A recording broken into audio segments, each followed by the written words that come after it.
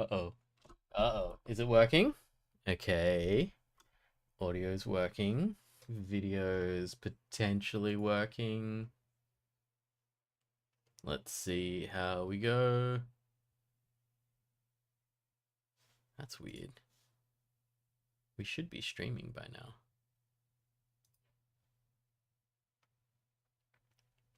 There we are. Okay. Is it working? All right.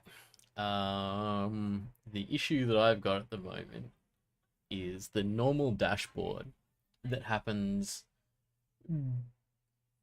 while I'm streaming usually has chat, but today it doesn't be of the stream. So basically, I'm streaming and I'm watching my own stream so that I can see chat because otherwise I can't see chat because the actual back end streaming panel that's usually shows me chat is not showing me chat at the moment. So we're okay. This will probably still work out. Hello, everyone. Starting strong. Hello, Amber. How's it going? Wait, you said second. Does that mean someone else was first? Jing says zeroth, so hello. Sulux, hello, half the damnth.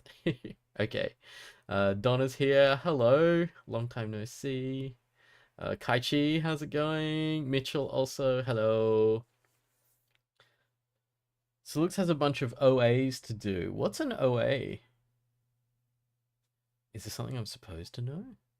I wonder.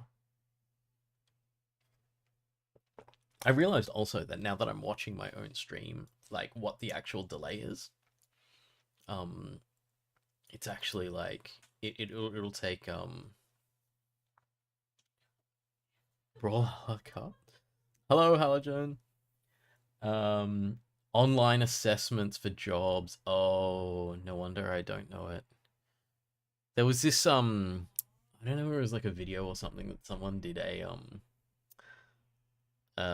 thing about how to get a job, and it was like how to get a job in the 1990s, and like they handed over this crumpled piece of paper that just was just like, oh yeah, here's a bit of my resume. um I'd be interested in working here, I guess. And they're like, you're hired. And then nowadays it's like, okay, you've gotten through to the eighth round, and so you'll have your 15th interview tomorrow. And we expect you to do like 20 days worth of work before we hire you. And people are like, oh yeah, I guess that's fine. That seems normal. And it's just like, yeah, it's pretty horrendous. So good luck for everything, and I hope it lands you a job somewhere that you like. Anyway, I should show you. Wait, where did the cat go? She ran away. I nearly had chicken cam set up and I had it ready, and then she walked away. But consolation prize, I give you the chicken T-shirt. So this is what my partner got me for. I think it was Christmas. I haven't had a birthday recently, so it must have been Christmas.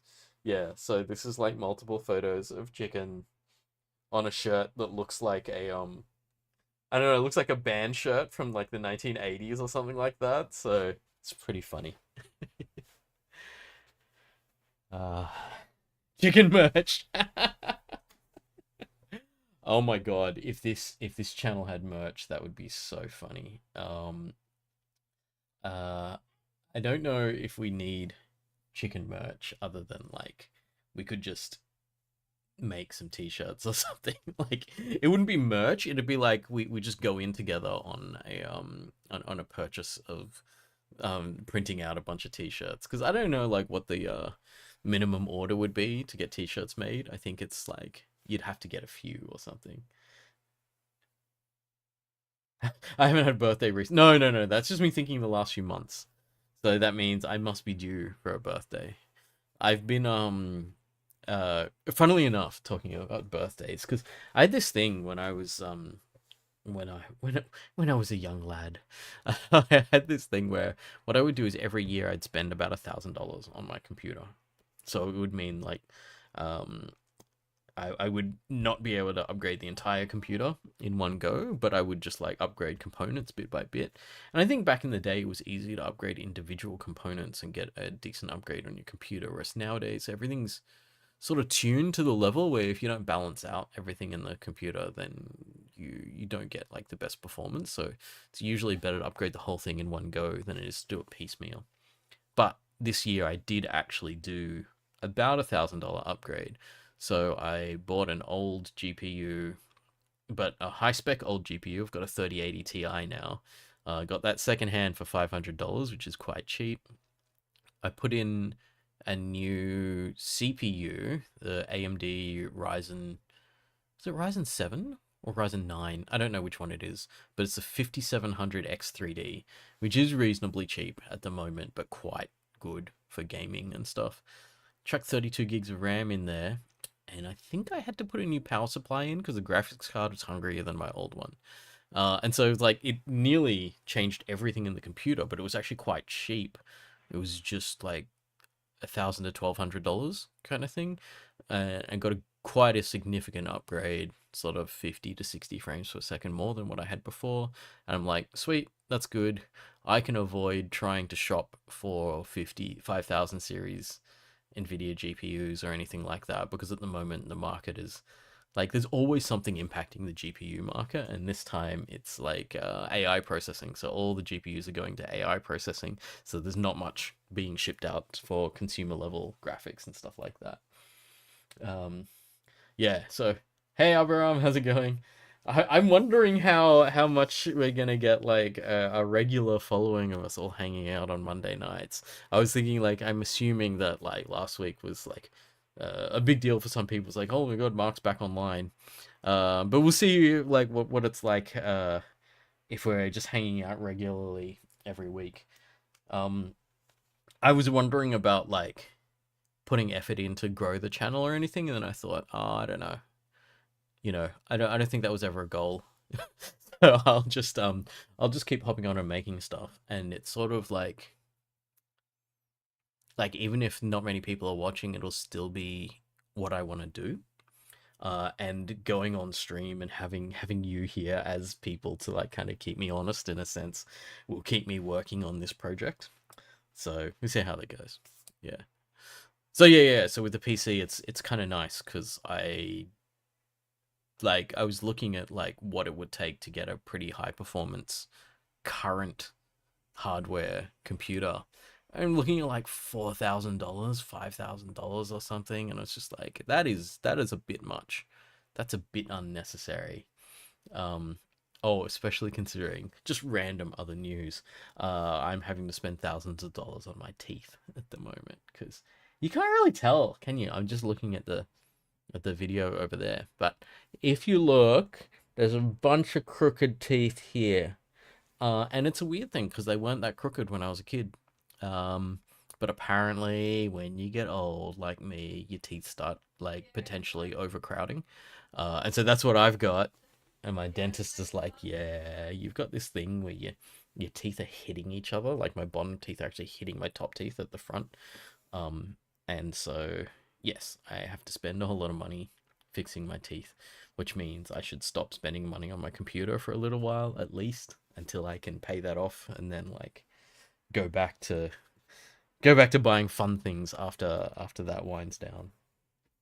But yeah, so random bits of news from the world of Mark. Um, what are we doing today? So let me go across to this.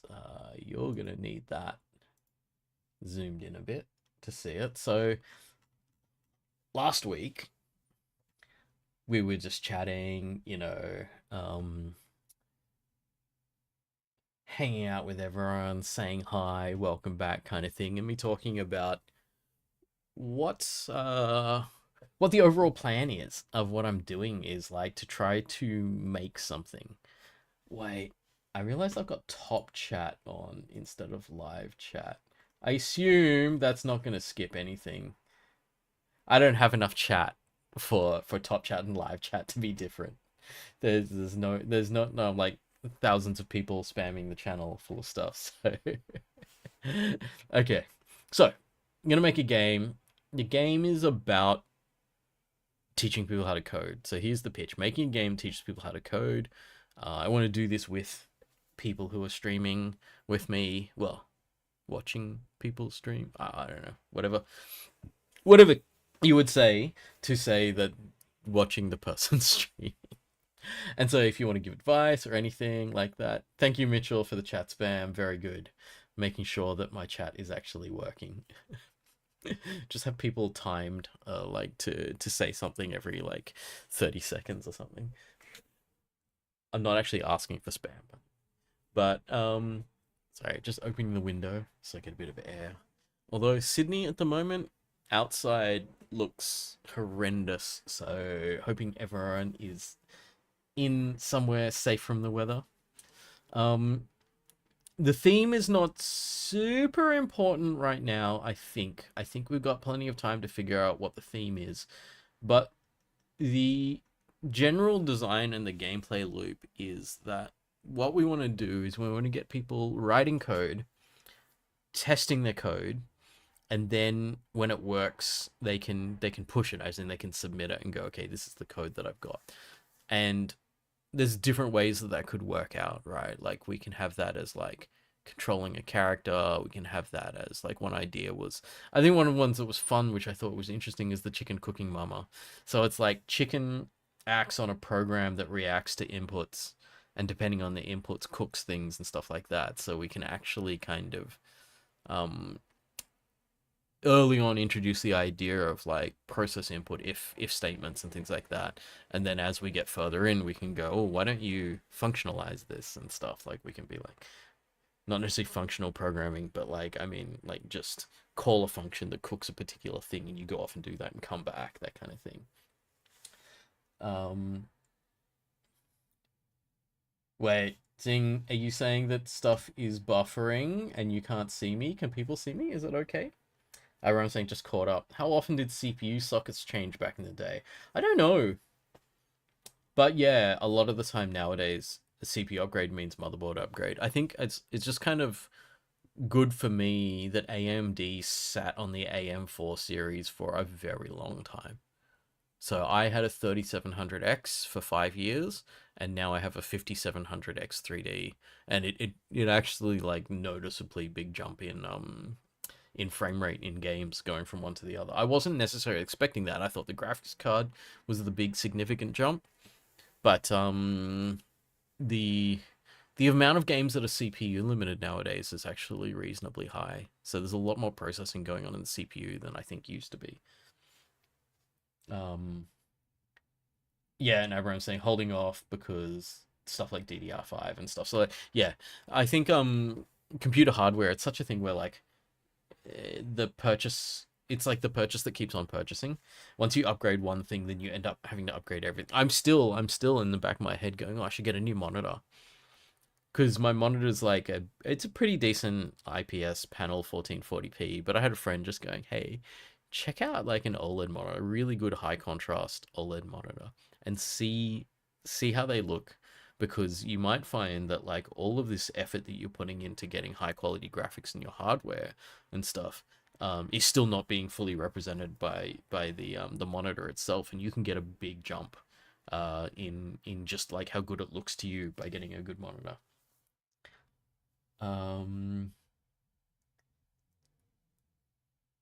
Halogen is saying, I'm having to temper the hopes of the functional enjoy. Yeah, sorry, when I said functional, I was like, oh, that's not what I. Yeah, as I said it, I was like, no, I'm not going to do the whole thing as teaching people how to do functional programming, because I might have to have like a significantly better grasp on it than I do in order to actually teach it. Like, I think the only functional programming I've done is Haskell when I was a student, and then things like Prolog and stuff later. But I don't even know if Prolog counts as functional.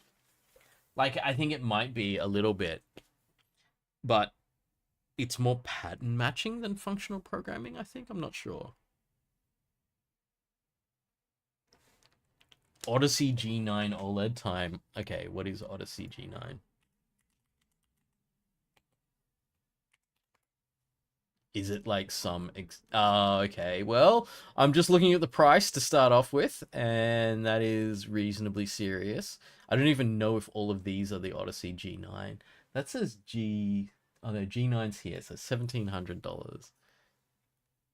But ultra wide 49-inch. Gosh.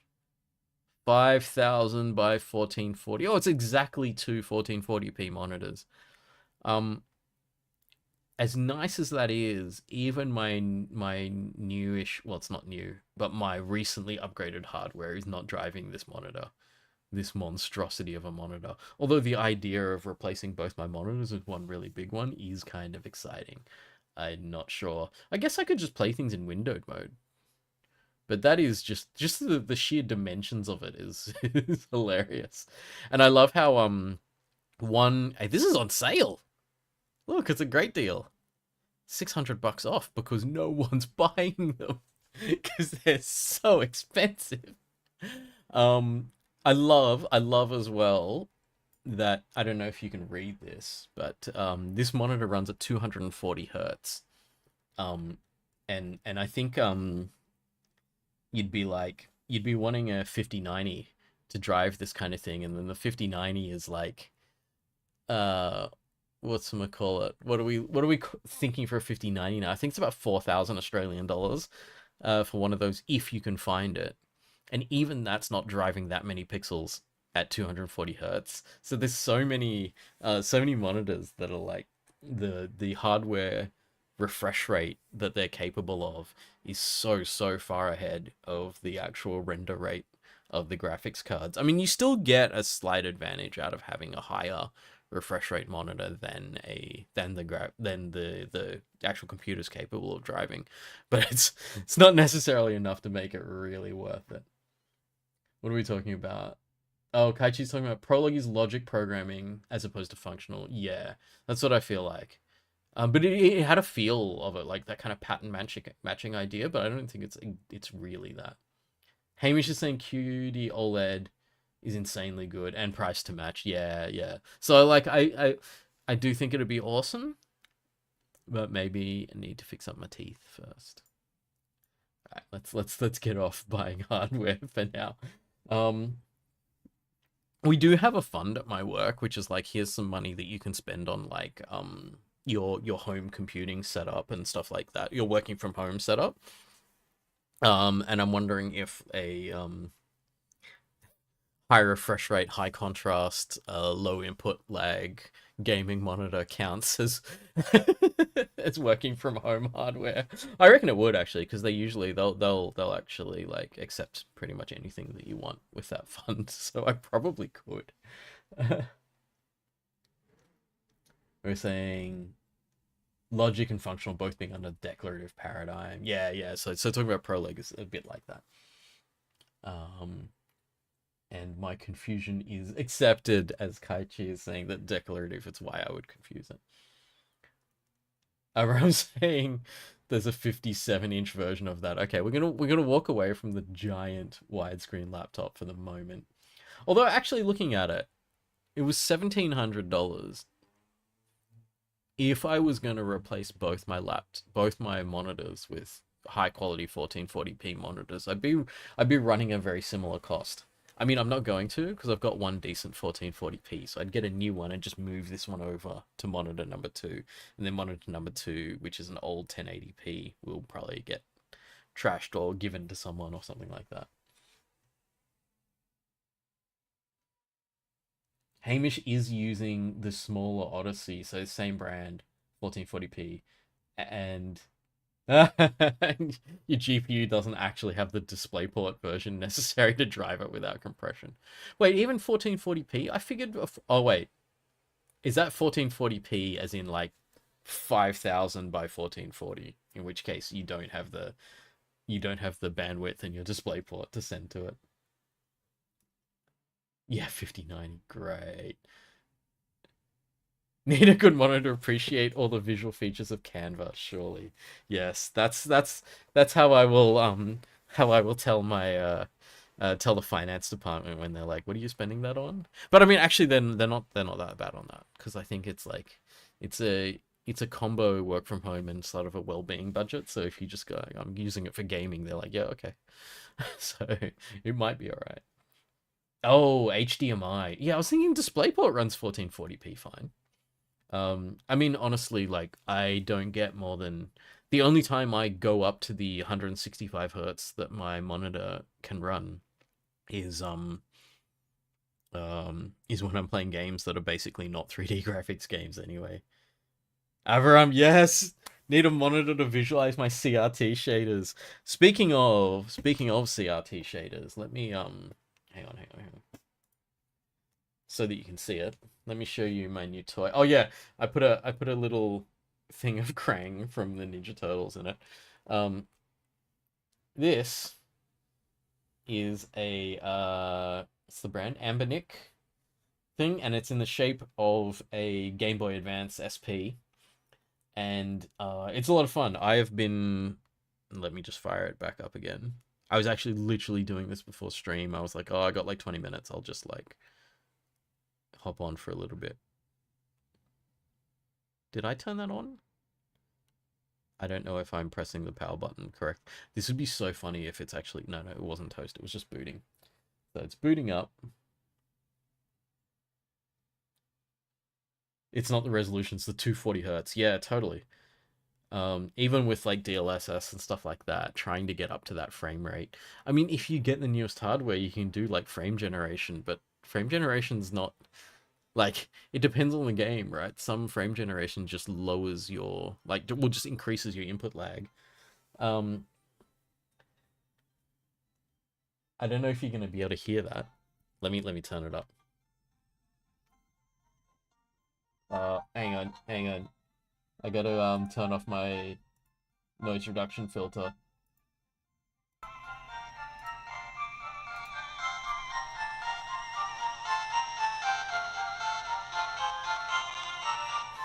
So that's... It's a bit washed out. You can't quite see it, but that's Pokemon. Um, I'll turn that off because otherwise that sound could get quite annoying. But anyway, I just wanted to show you because it's fun. I'll put my noise reduction back on because otherwise it'll get annoying. You'll hear all the wind coming in my window and stuff like that. Okay, so it's an emulator. It's a tiny emulator that has a...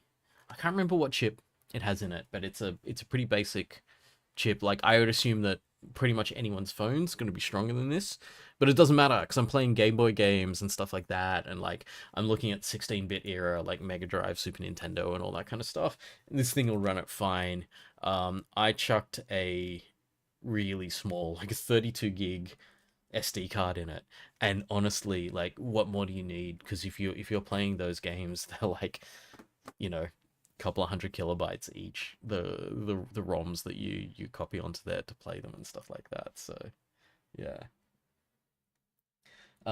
Yeah, so the first game, yeah, Mitchell, you can download ROMs onto it. So it's nice because like it connects to Wi-Fi and you can literally connect to it on your browser and just drag drop files into the browser and they go onto it via Wi-Fi.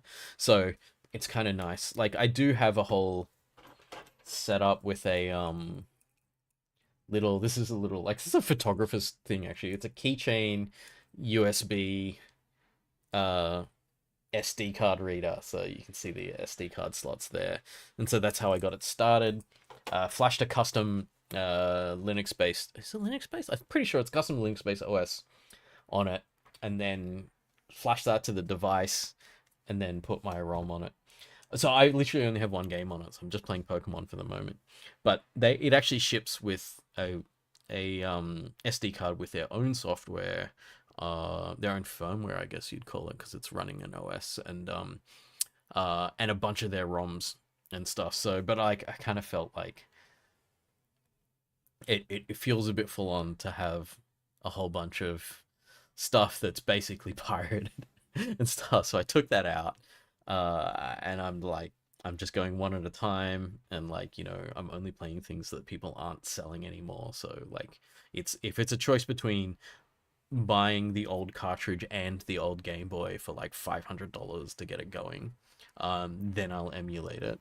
Otherwise, I'm happy to pay for like remasters and stuff like that when people make them. Ah, which star did I choose? I chose Charmander. I don't know if you can see that. This is my miniature painting light, and there's a sticker of Charmander on that someone gave me many years ago when I was just doing this setup, and so I was like, all right, we're gonna go for Charmander. I got Pikachu pretty early.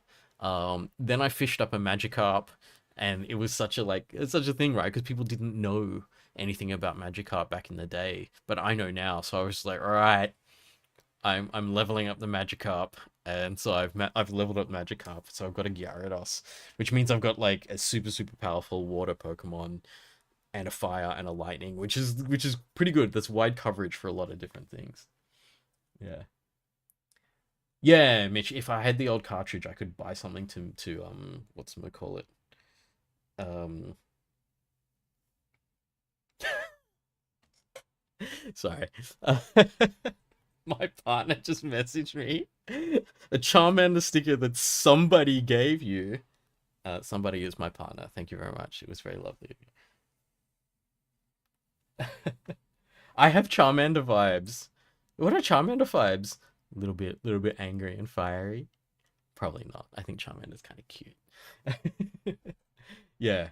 Oh yeah, so they have things where you can rip old cartridges, but like even the things I used to own.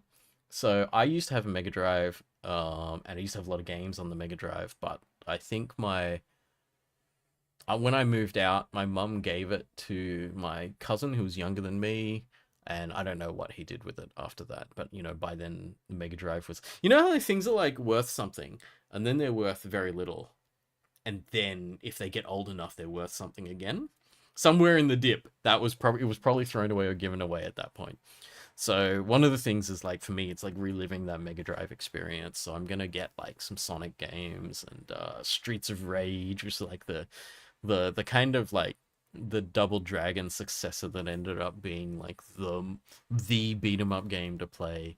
And I'm trying to think about other games I want to play as well, but I actually think I would play Pokemon, and there's a remake of the Super Nintendo version of Zelda.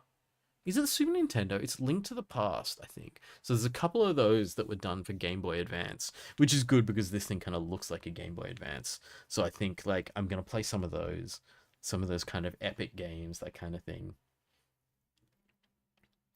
Person who would pick Charmander vibes. Oh, passionate and friendly. Thank you very much. That's nice.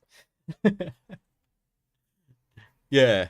So yeah, I've been having fun with this. So I've only installed Pokemon Fire Red. I think I was talking about that last week, right? That I said that I was interested in playing that.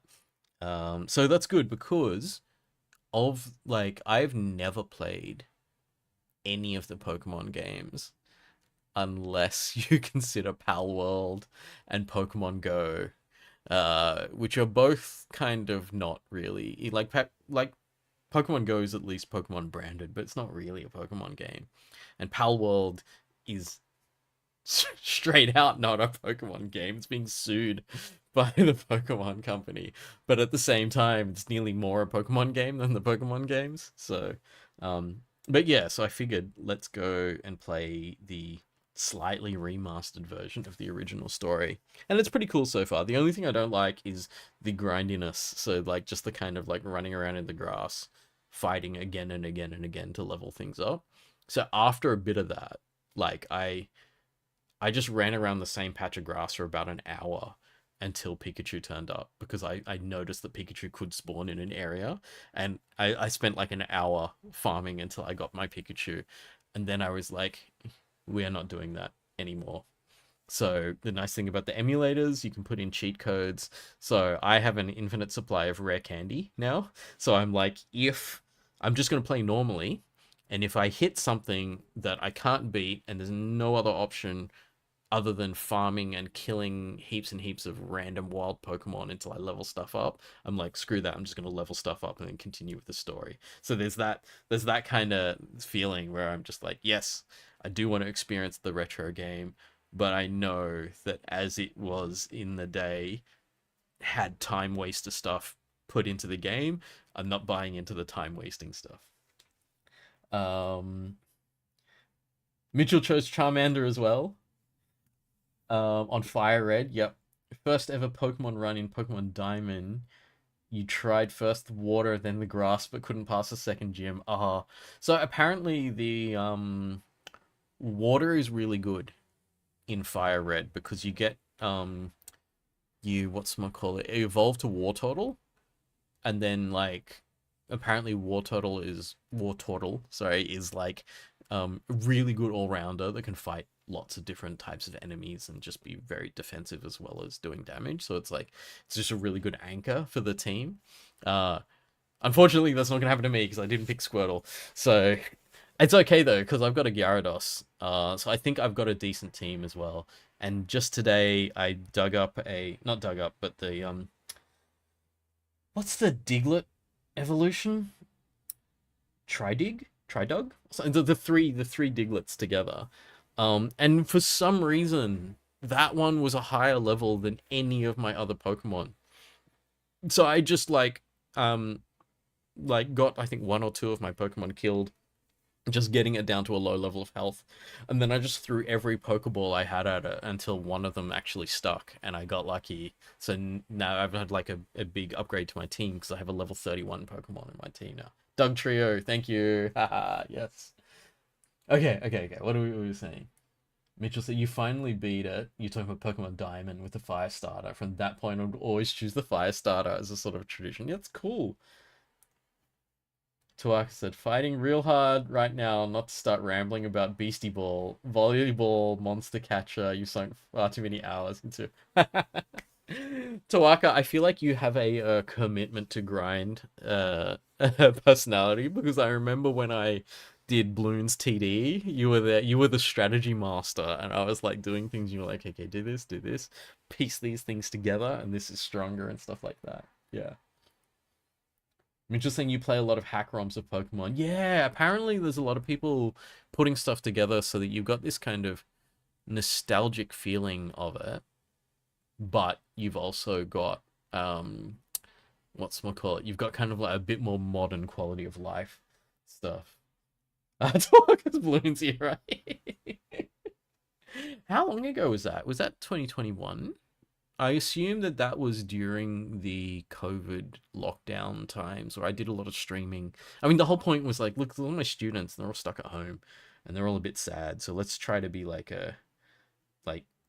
somewhere where a community can gather and stuff. And I think that was a lot of fun. I think we had a lot of fun with the original run of Marc on Mondays. I mean, even this, full new stories. Oh, so the ROM hacks aren't just editing the ROM. Like, people put in entire regions and stuff like that, do they? You're still the strategist when you play Bloons with friends. Yeah. So I don't know who was here for this one. I know that some of you were here for the Cheeseburg night. That was so much fun because I was streaming and I think I was like, all right, I'm going to check out Minecraft for the first time because I didn't really know it. Had never played it. I think it was just in between games for me. It was like kind of when it came out, I was like, I think I said I was too old for it, but not old enough to have kids to want to play it with. So I was I'd never kind of gotten into it, but that night we were playing, and like, this is the funniest thing here because this mountain like was just a natural mountain that came down to like here or something, and then when we started writing the letters for cheese, when I say we, I was basically watching while other people were doing it. We ran out of room to write Cheeseburg, so like a Hollywood sign on a mountain, so people just carved away the whole mountain to fit the sign. It was pretty funny. So Tuaki, you don't play it as much. Yeah, fair enough. I think Bloons is going to have an ending point, sort of like you can grind to a certain point. You're like, okay, we've played this game. We don't need to keep doing this. Haljan was watching the stream. Mitchell saying, oh yeah, with the Pokemon ROM hacks, they do use the Pokemon base ROMs. They can edit a ton to make new stuff. But that's really interesting. It's like people keeping a dream alive from a particular era of gaming.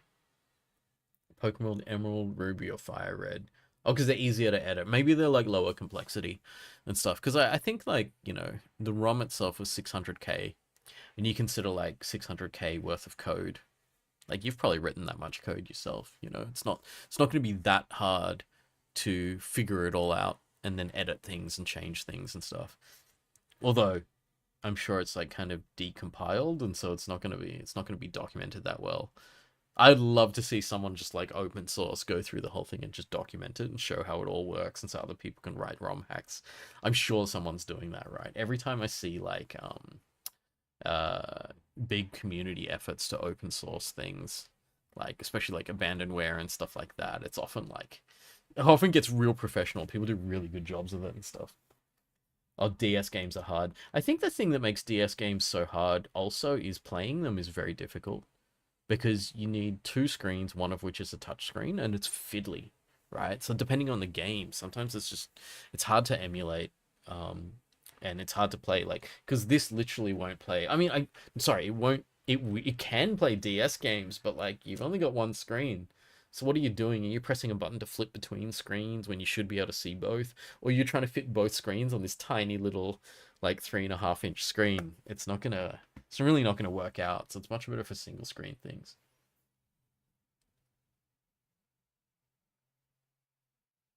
Toax is talking about balloons. You were gonna make one of those reviews on Steam where someone says it's all right, and they have like 500 hours. Then you saw someone make that review with 1,000. I think that's always really funny because I think that certain games get more negative reviews from people who have thousands of hours in them. Like just because people have devoted their whole life to something to the detriment of all reason or anything they should have been doing, and so they just end up angry and complaining about the game that they love so much. I feel like that was it with Destiny. I played a lot of Destiny. I had a friend who played way more Destiny, but his entire kind of conversation that he would have all the time was that what he was annoyed about in Destiny. He would just complain about it. It was so funny. Mitchell saying Diamond and Pearl remakes were in Unity. Oh, that's so much easier to edit if it's in Unity. Well, if you can decompile, I don't know what the state of decompiling games into Unity is, unless someone has released actual source, which is unlikely, right? The fact that this is still my background is kind of sweet. Yeah, I've kept it for ages. It's just like it was actually kind of one of the most beautiful moments of my time teaching. Like there was, of course, like the actual teaching, there were some really nice moments, but this was really fun because I just hopped in and all these people came and said hi.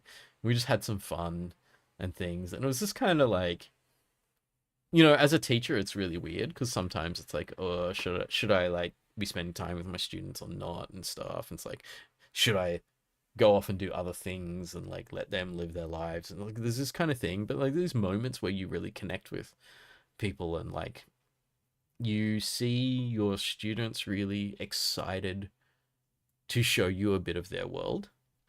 And I think that felt really nice that was like they cared enough to want to include me in it, even though like I was pretty bad at the game and stuff like that. And people are just throwing equipment at me, just like, Mark, wear this, it'll keep you uh uh, it'll keep you safe while we bring you places. And there was always like one or two people like, hey Mark, dig here, and everyone's like, no, no, no, no, no.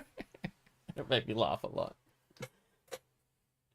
Okay, so let us, because I feel like this is okay, this is going to become a thing.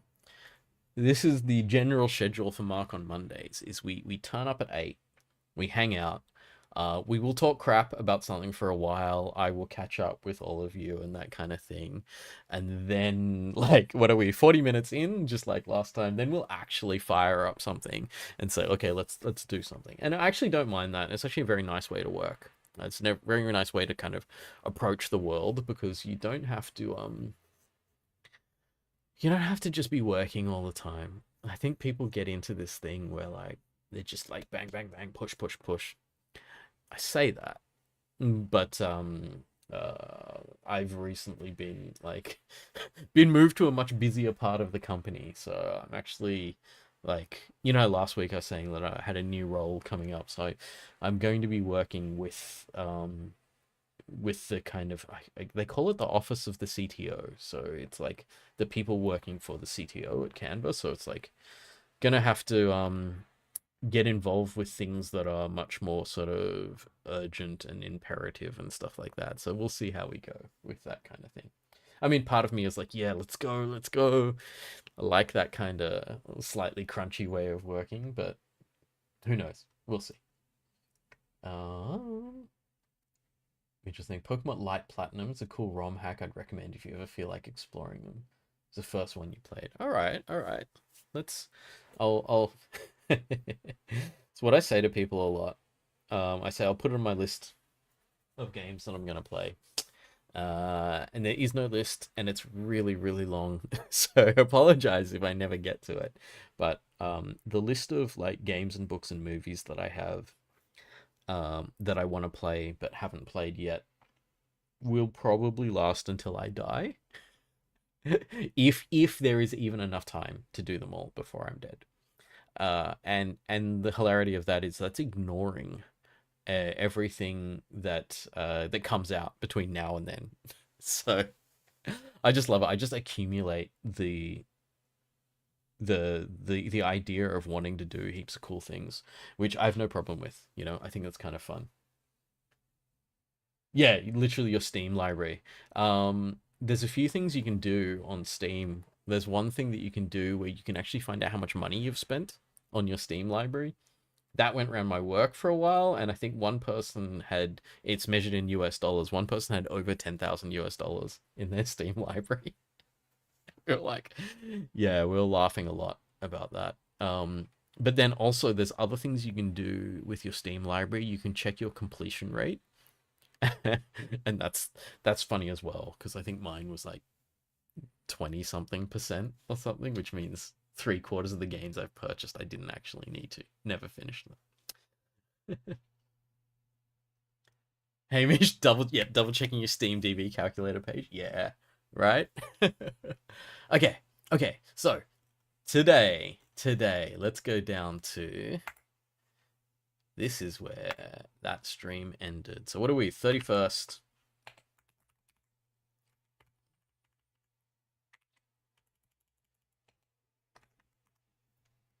This is so I just like have a date in one format and then I just wrote it in a different format. I'd try to explain this or something. But I'm just gonna go back to our conversation about ADHD last time and just go, yep, too late. I just wrote something in a completely different format. I've broken consistency, but that is the me that I am going to learn to live with. Mitchell, you brought Gris and Noita and never played them. Yeah. I mean, the fact that you can remember just 2 games, I feel like there's going to be a lot more than that. Today's price is 10k. Lowest is 3.4k. That doesn't account for Humble Bundle. Oh yeah, so maybe that's not too bad. Hello, O. Wait. Who's O? I can't remember.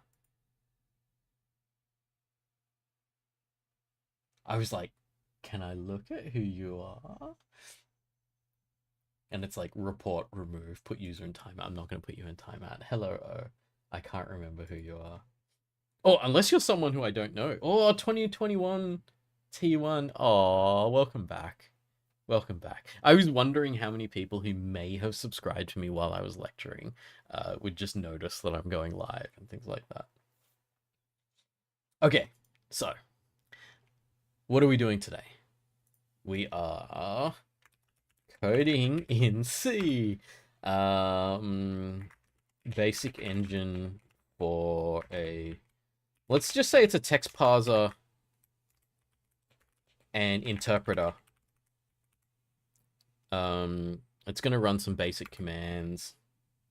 Allows the player to write some basic commands, then runs those commands and shows the result. The other funny thing is Marc uses AI to code for the first time. And let's laugh at what happens. Because I'm super rusty with C at the moment. I literally have not written any C for 2 years, I think. It was a year and a half actually, because I was tutoring people up until I started at Canva, and then my head's been in a completely different space since then. So this is the setup I found was already installed on my computer. I have a I have VS Code installed, and I had this set up. Oh, you can even see it's just reopening. So I had this set up with GCC and stuff running on. This must be because this is actually Windows style, but I'm using Linux commands, so there must be something I'd set up in my terminal to be able to do that. So we'll see. And so I just did a hello world. I didn't want to do any more than that because I wanted basically you to be here while I do things for the first time. So let's do some. So that was my just hello world, just to make sure it's working, and it was printing out hello. So I've got my basics. This is like the old, like, yeah, we use standard IO. I'm sure I'm gonna need some other libraries, which I've forgotten the names, but we'll figure that out as we go along. So what do we need to do? Take in lines of player input and store them tokenized.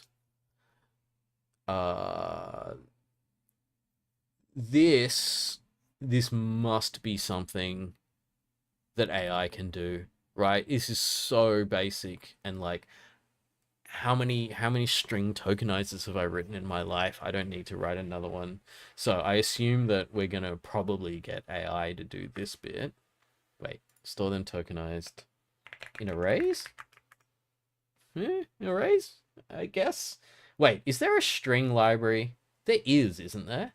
I love it because like there's this certain vision of C that I have in my head of like the way I code in C, and it's really based on like cutting out certain things so that students don't get too many libraries to have to think about at once, because like libraries are things you don't really want students using because they they're kind of like just all they're going to do is confuse people and give you too many options.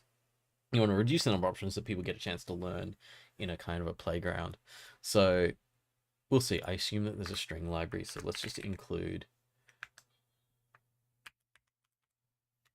Yes, there we go. C has a string library. So that's going to make things a little bit easier. We'll take in strings, we'll store them.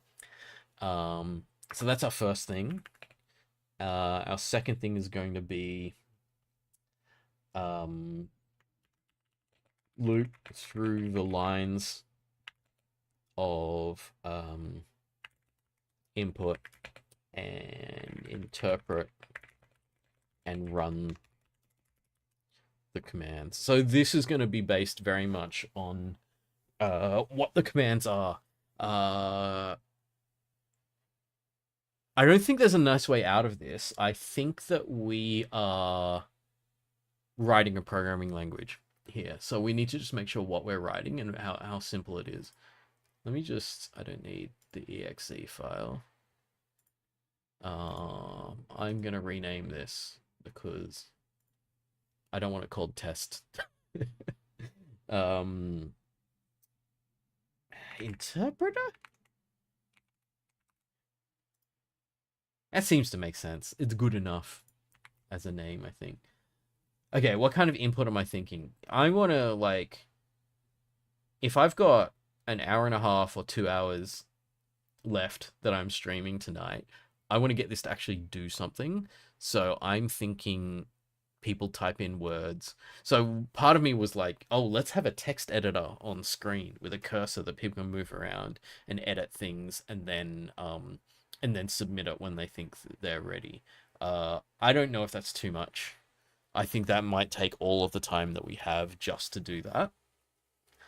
Especially because I haven't made a on-screen, like an ASCII art UI with a cursor for like years and years, and even then it wasn't my kind it wasn't the way that I would like to do stuff. So I reckon what we'll do is just get people to type in lines, and then when they type in a line that says run, it'll go through all the previous lines and do it. So okay, so we need kind of like syntax, right? And then this thing is going to loop through interpret run the commands, show the results of the commands running in some kind of ASCII art. So this doesn't have to be nice ASCII art. It could just be like a grid of things, or like a series of dots and something that moves back and forth along those dots. Because this could be really simple, right? If we go really, really simple and we go, this is a Turing machine. The Turing machine is going to move left or right, and it's going to read or write. So there can be 4 operations total. And that might make it easier for us. So actually 3 operations, because it's move and then a parameter. So move left or right, read, and write, which means I guess there's storage. Anyone know the actual kind of complete technical specifications of a Turing machine? Because it's got a program somewhere that it runs, but like, is there some memory in the machine that stores some of the inputs and outputs and things, or is it like just like it can just see what's on the tape and that's it? It has no cache. It's just the memory on the tape. Because where does it store its program? I love how I was like, how many years has it been of me teaching the magic of what a Turing machine is and all this kind of stuff, and I literally don't know. It's kind of funny.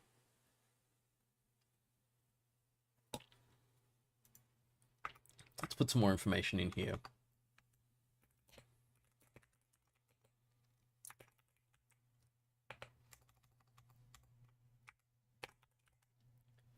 Move. As options left or right.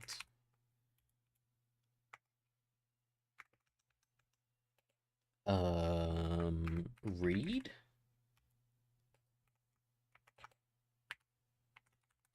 Stores the value somewhere.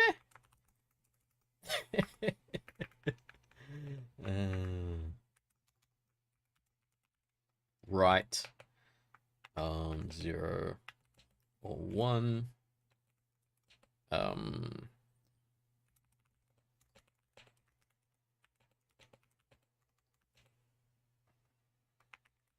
So we have a tape. We'll align it horizontally. Technically, in a Turing machine, it is an infinite length thing, but we're not going to do an infinite length thing. What we're going to do is just make it really simple. Just make it like 10 or something, and it starts at 5, right? So we have our initial state. Let's write that down as well. This is kind of funny, actually, like watching this, right? If you're watching this and you remember like assignments and stuff that I wrote, this is kind of how an assignment starts. Is like I just start brainstorming, I start writing down all these things about like, okay, this is how these things are going to be and stuff. And then there's this kind of pass later where I'm like, okay, all this stuff, we need this in a format that's really readable and understandable for people when they first see the assignment. Like this is kind of like the way that a spec would take shape. It's like, okay, we want these really simple things and people to understand how to use them, and then how it starts, and then they're going to write the code that makes some of this stuff work. Stuff like this, the string tokenizer would not be part of an assignment because it'd be like, that's a real long and boring part to do, whereas this bit here is much more interesting. Okay, initial state, tape length 10. Oops. Tape length 10. All zeros.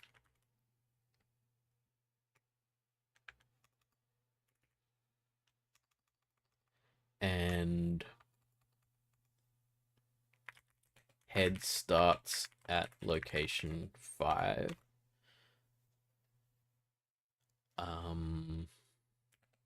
Internal memory 0. So let's say it's got a 0 in its internal memory, and then it can read anything off the tape, and it can write anything to the tape as well. So First question, how do we use Copilot? Use Copilot for free. I swear I've got it. No, sorry, I don't have it, but I'm sure my company has access to things like this. But, oh no. Can you read this? An error occurred while signing up for Copilot free. Would you like to try again? This could be scuttling. Okay, how many times do I click on this before I consider this to be a no-go? Unexpected status code 401. That's a great error message. Like, I know exactly what I'm going to do with this. I have no idea. We now offer Copilot free, so maybe let's click on this and see where it goes. Free GitHub Copilot for VS Code. Right. December 2024, so that's reasonably current. Enable GitHub Copilot free. Download and install VS Code, start VS Code, select use AI features with Copilot for free from the Copilot menu in the title bar. Right. Mitchell, yeah, over before we began. Okay, so... Wait, where did it tell me I was supposed to go?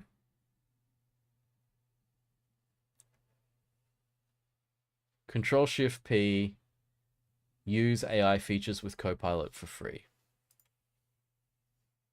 GitHub token is invalid. Is that anything to do with it? It must be, right? Because Copilot's GitHub. That's the problem then.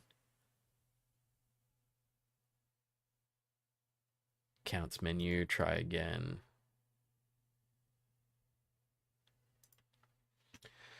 Right.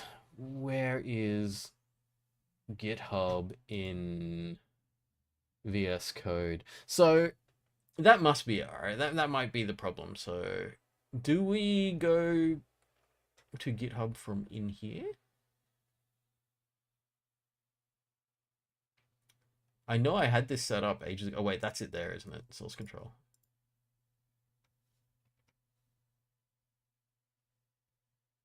Do I need to make this into a repo to be able to use Copilot?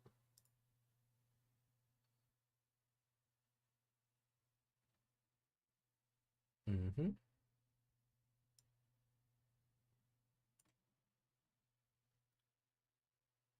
How is it like committing without me having set up a repo initially? I wonder how out of date I am in my knowledge and stuff. All right, we're gonna click commit. Save and commit changes. Configure username and user email in Git. Right. Okay, here we go. All right, that's the Git command line stuff. So, where do I go to set up? Oh, wait, here. How long was that on screen for? I've clicked it and nothing happened. Should that be opening a window somewhere? Nope.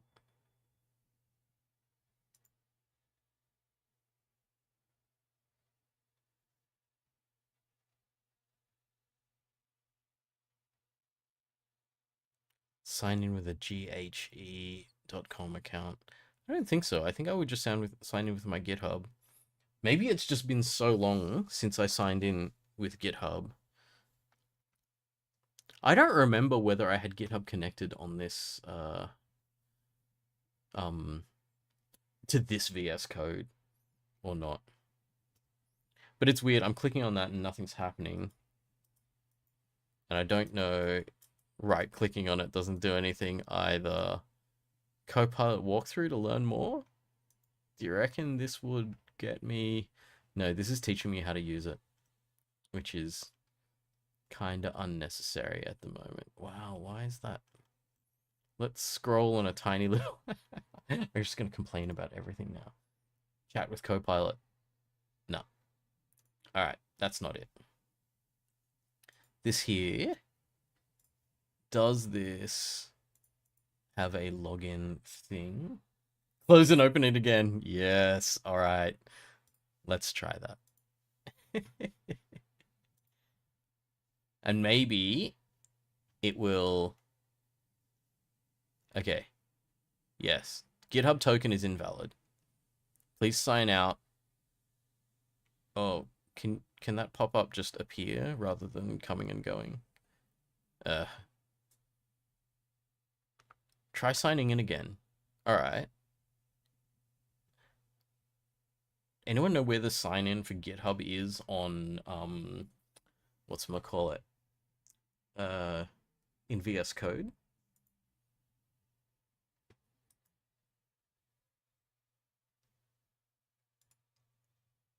Click the sign in button in this one.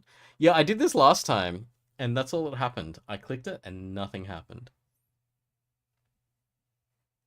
So I've clicked it, and I'm waiting to see what goes on. I don't know if it's timing out or not.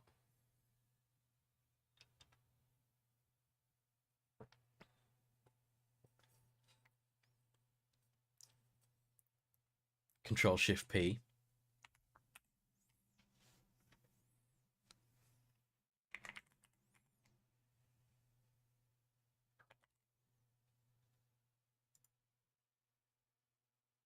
I clicked on that. Type in reload window. Okay. We're talking about this one?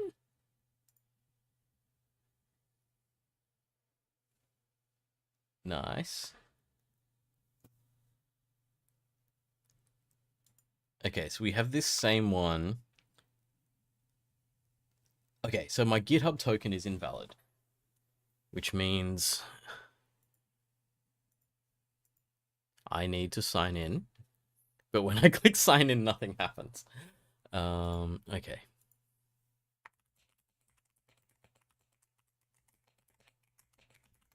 Maybe VS Code wasn't a good idea.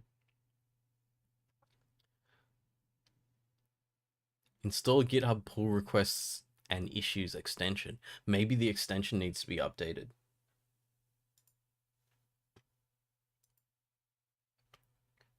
Halogen saying VS accounts menu might be the person icon in the lower right. This appears to be the Copilot options. Control Shift P, sign out. Live share, sign out. GitHub, sign out. No matching results.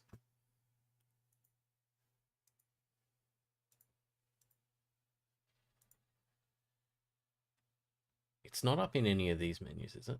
Copilot edits. Okay, let's check that extension that was mentioned and see if... Oh, lower left? Which one was lower left? Oh, this one. Hey, thank you. Sign out there and then sign back in again here. No, this one doesn't like me, but let's try that again.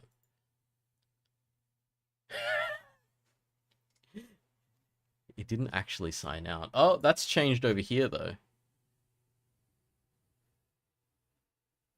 Reading that you can set browser and system settings. So I wonder if the browser is important or not. Hey, here we go. Oh, let's that's right. You can't see that. That's fine. That's fine. I'm not giving everyone my I'm just gonna move this to the other monitor while I sign in. This will have sent me an email with a verification code.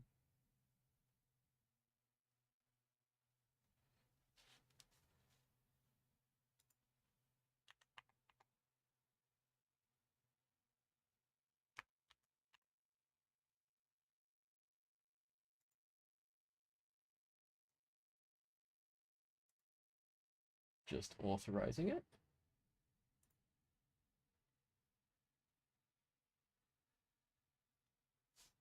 Currently logged in as Mark Chi. No access to GitHub Copilot found. Sign up for GitHub Copilot. All right. Copilot Pro? I don't want Copilot Pro. Give me the free one.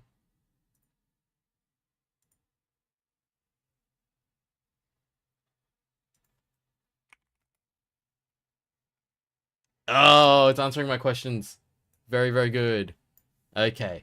All right. All right. A little bit of debugging, but we got there in the end.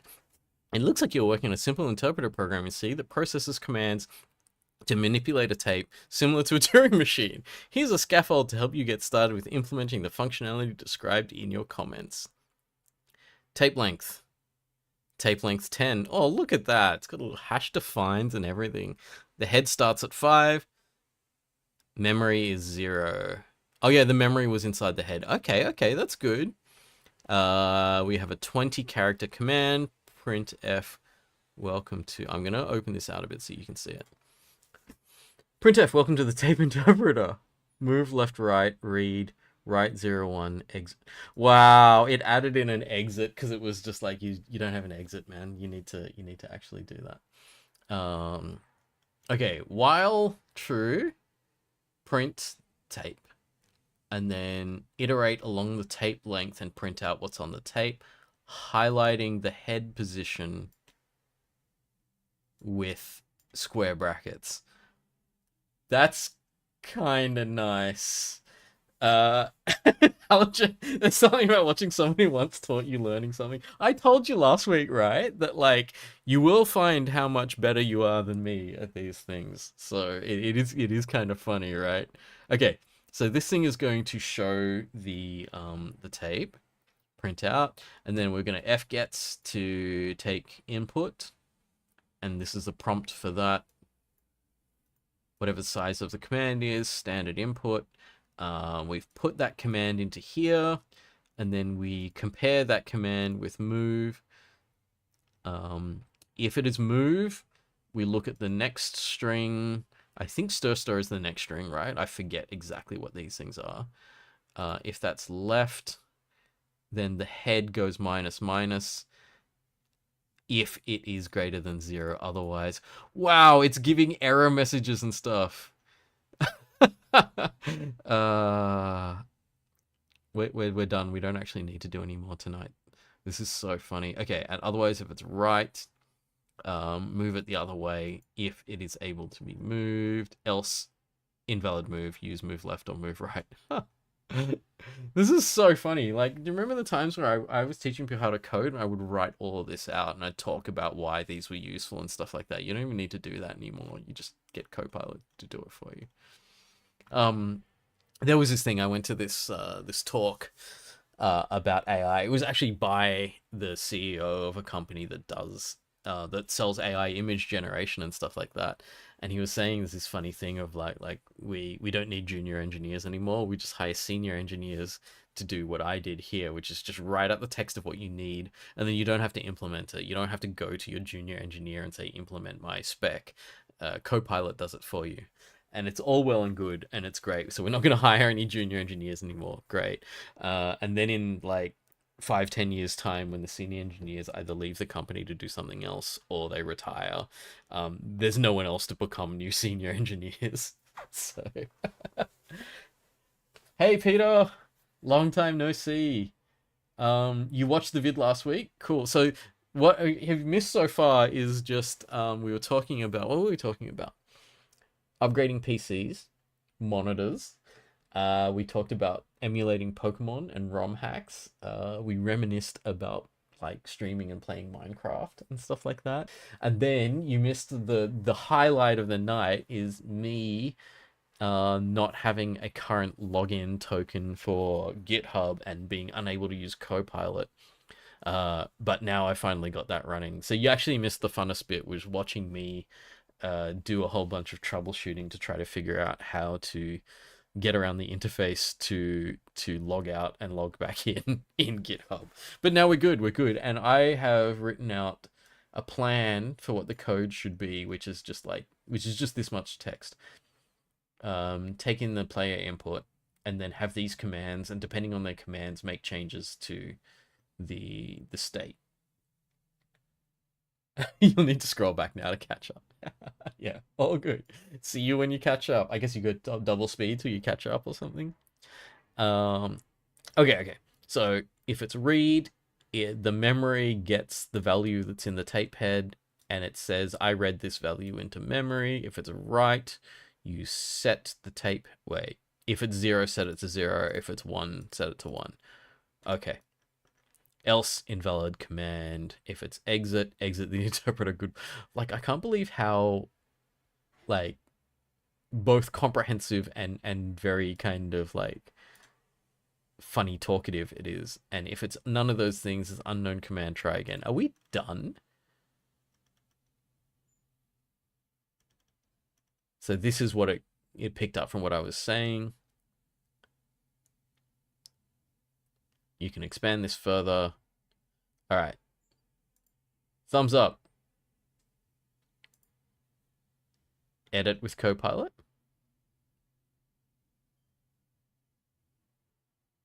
Wait, did I just oh no, that was all there. So apply to interpreter.c. Vibe code accomplished. Yeah, I literally did not write a single line of code, and we're done. Thank you for coming. Why is this all red? Oh no, this is the git diff, isn't it? Yes. Keep?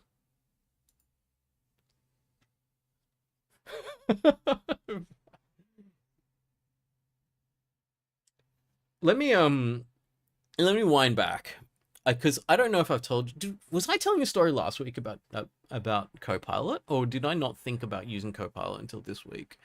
So, did you say it's a merge conflict?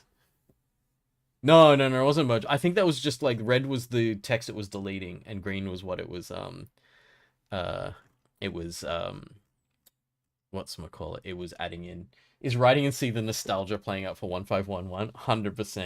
100%. C is not something that I would want to do to make a game that looks nice. C was just something that was like very much shits and giggles because it was a throwback to 1511.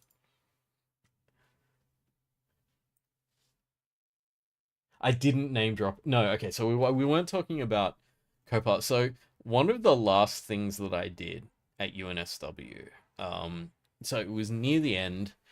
I had already potentially, I think I had already taught my last 1511, and wasn't going back to it anymore. There was this meeting literally about GitHub Copilot, and it wasn't even as good then as it is now. But someone basically put in the stub for a 1511 assignment. And so in the stub, it has comments in each function saying, this is what you should do in each function. These are the things you'll need to implement. And they did what I did just then. They just vibe coded the assignment and they passed. And things got heated. We were arguing back and forth about what to do about this, and like the scale goes all the way in one of two directions, right?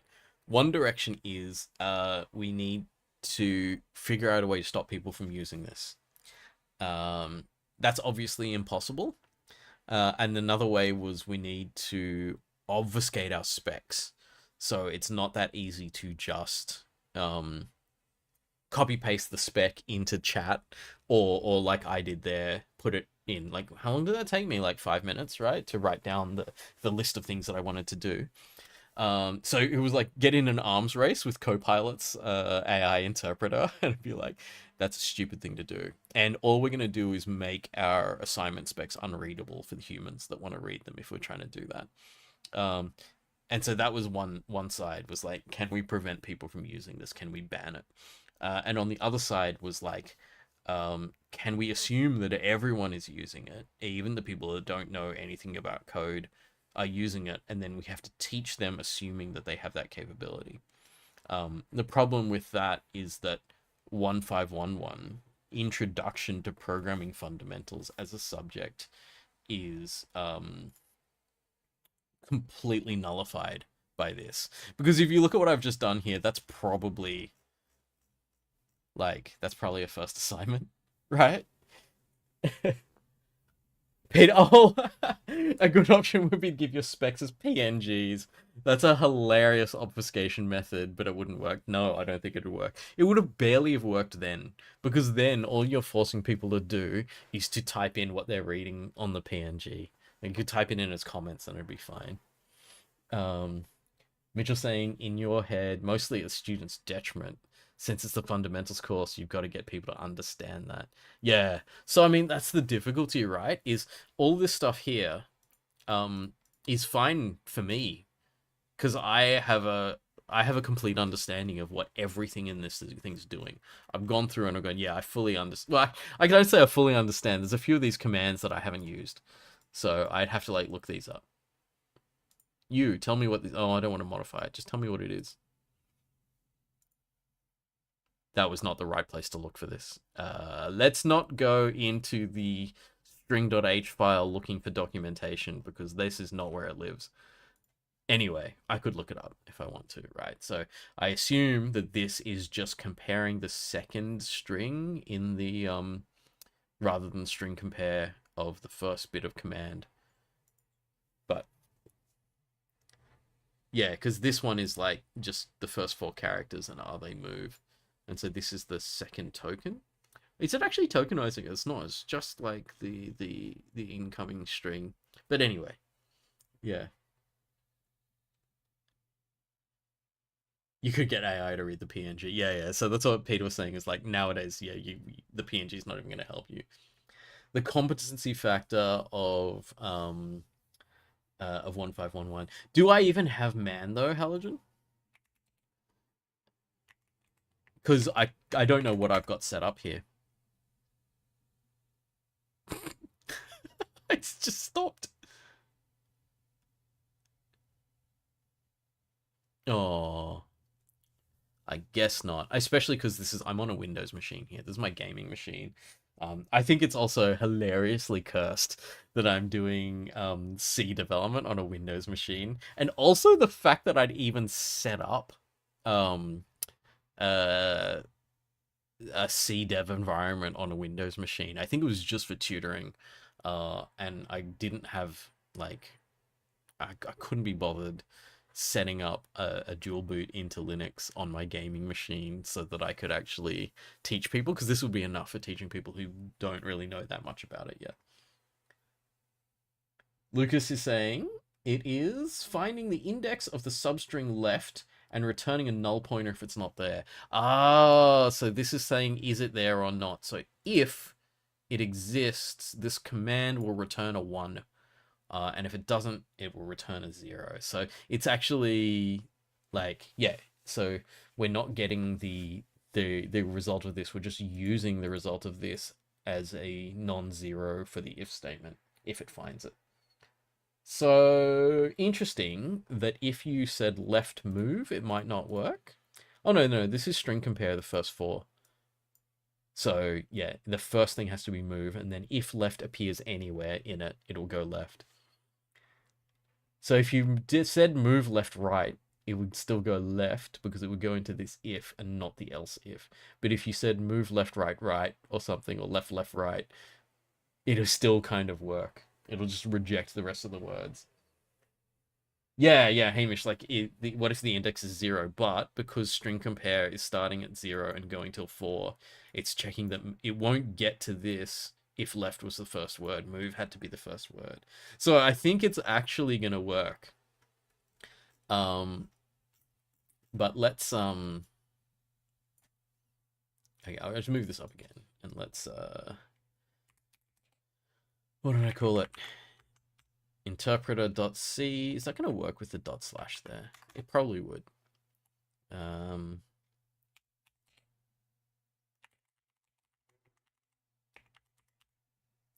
It's so funny doing it as an exe file because we're in Windows. It returns pointer, not index. Right, so sto returns pointer, not index, but also at least the null pointer will count as false because it'll be a 0 for that if statement. So I think, yeah, now that we understand that, this probably works.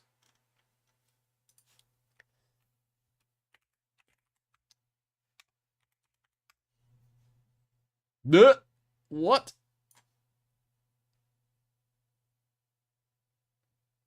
Well, I said it. Oh, no, no, no, no, no, no, I never saved it.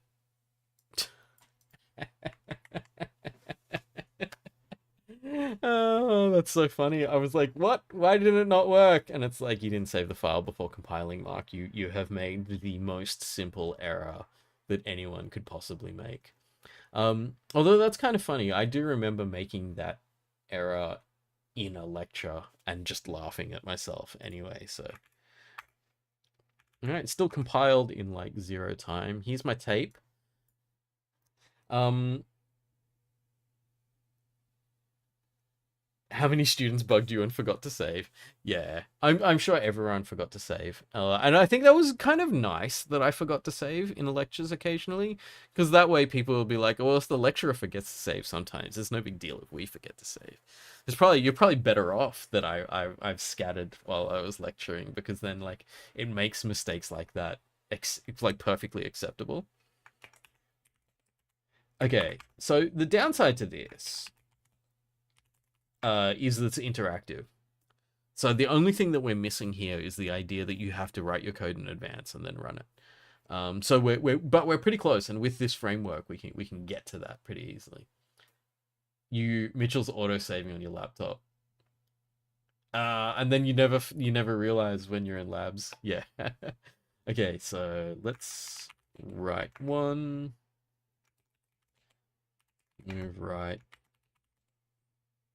Oh, what happens here? Ah, okay, okay. I'm putting on my QA hat and breaking things on purpose. Ooh, what happens then? Okay, all right. It's got pretty good like error check. I'm like trying the like when you're working on things and you're like I know which edge cases are gonna break this thing, and like they're not. It's actually because I think there's like a decent else statement in each of these things to stop it from going the wrong way. So they're catching all non-correct behavior in a way that I wouldn't have had, or I wouldn't have done first prototype. Okay, there you go. Let's move right, left. That moves left because left is the first word that's checked. So that's a slight issue, but also that's an invalid input, and maybe should have been an invalid input, but the way it's testing is it checks for left and then it has an else to check for right. So it's not checking in order. It is not iterating through the command.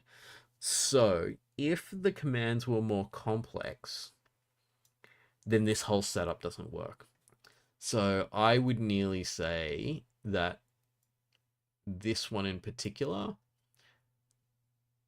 is not the way that we would like to do this. Because we would want to actually be iterating through the tokens, in case we're not just we're not just looking for a single keyword. Having said that, we haven't given the AI enough information to say that we're going to build up complex commands.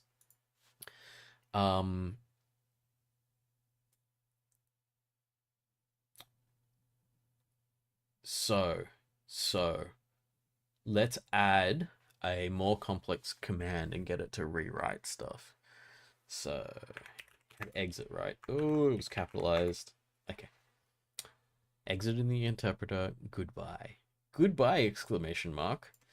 That's cool. All right, all right, all right. Tokenizer or number of words. Yeah, so if the number of words is greater than 2, then this command should fail. So we can do that ourselves. Oh, no, we can't.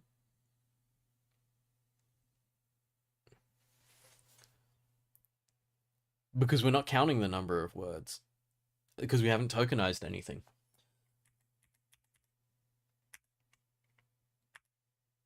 What did I just do?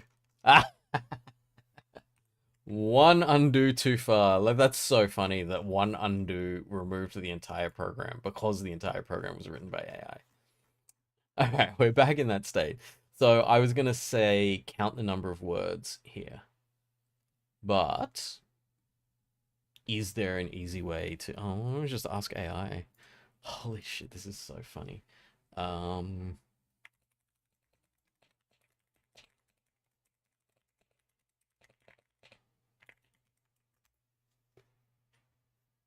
this is such an easy question, right? They should be able to answer this really easily.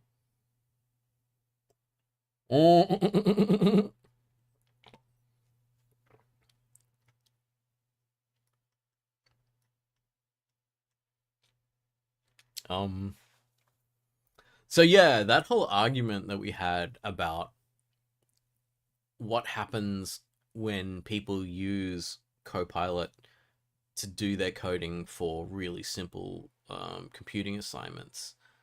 Uh, I don't know what the end result of that is, but I would say that the that nowadays your Comp 1511 is going to be a completely different thing if people can just do what I did there, where I'm just like, so long as I have a decent understanding of what I want to do and I want to redesign it, I don't actually have to know syntax anymore.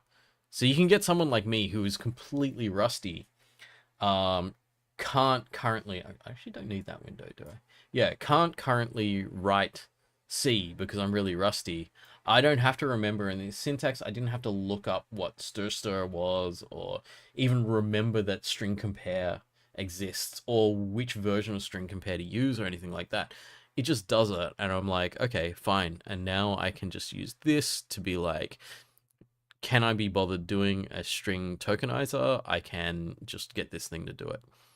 So token string tokenizer on the command. The command is in this thing, string CSPN. I don't recognize that one. So this is really interesting.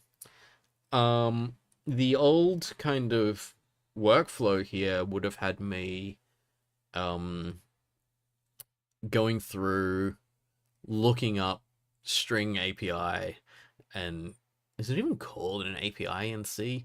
But just looking up the standard commands and saying, okay, which of these is going to work for me, start to write it and stuff like that. I would have made a bunch of syntax errors, had to like check things, recompile and stuff like that.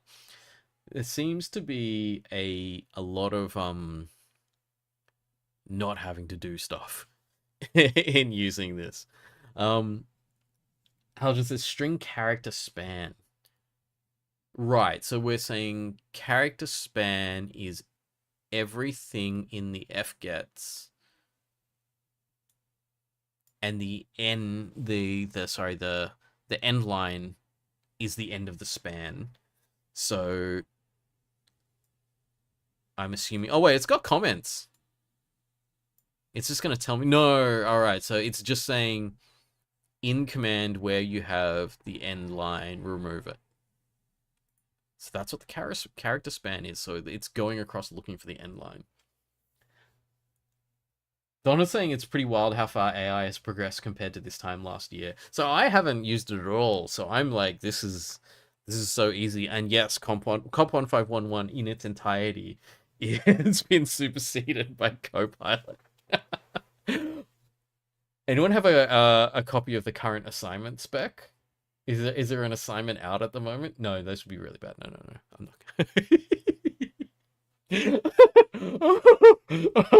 not. Just imagine the headline: Ex lecturer destroys course by solving assignment on live stream with AI. I should not do anything even remotely like that. I think if I was going to do anything like that, I should find one of my old assignment specs and destroy it with AI, not ruin someone's current job and the things that they're trying to do by showing people that how to ask all the right questions to solve their assignment. Okay. Okay. We're gonna settle down and we're going to shelve that idea permanently and not be an asshole. And we're gonna continue working on this thing. Okay, so we can count the number of words in the input. Um Oh, OSS, and then you find out they're still using the same assignments because they were too lazy to make new ones. No, no, no. I had lunch with Sasha like a year ago or something, and she was talking to people about writing new assignments and stuff. So I'm sure they are. I mean, some of them might still be in a rotation if they're still useful. But but like, surely they're not. Surely people aren't teaching exactly the same way that I was. Although, like, honestly, like, basic programming is not, it's not fundamentally different, except for Exhibit A, what's on screen right now that makes what's makes basic programming fundamentally different. Wait, Mitchell, the C++ final exam was the same as a previous year or something. That is scary.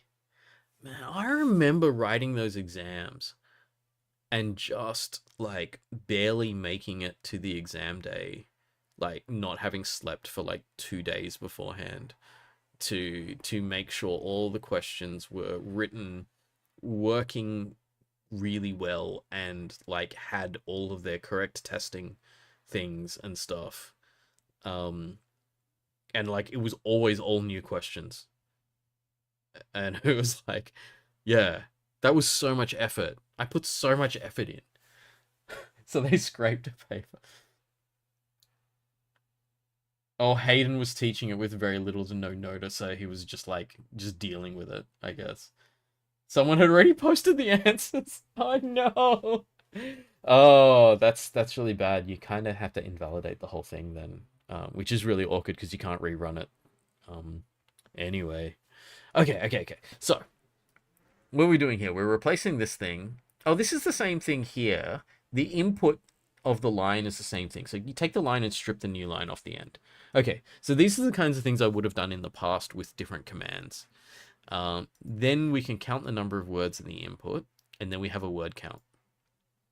And then we have tokenizer split by spaces, and then we can go through there, and then we can process the command. So, which bits of this do we need? This. We don't need to print out the word count, but we've got this. Wow, we've tokenized it and then not used the tokens later. But anyway, let us copy this. Move this window back over. Paste this here. Oh, it didn't maintain my level of indentation when I copy pasted. That's it. It's over. It's over, AI. I'm not working with you anymore.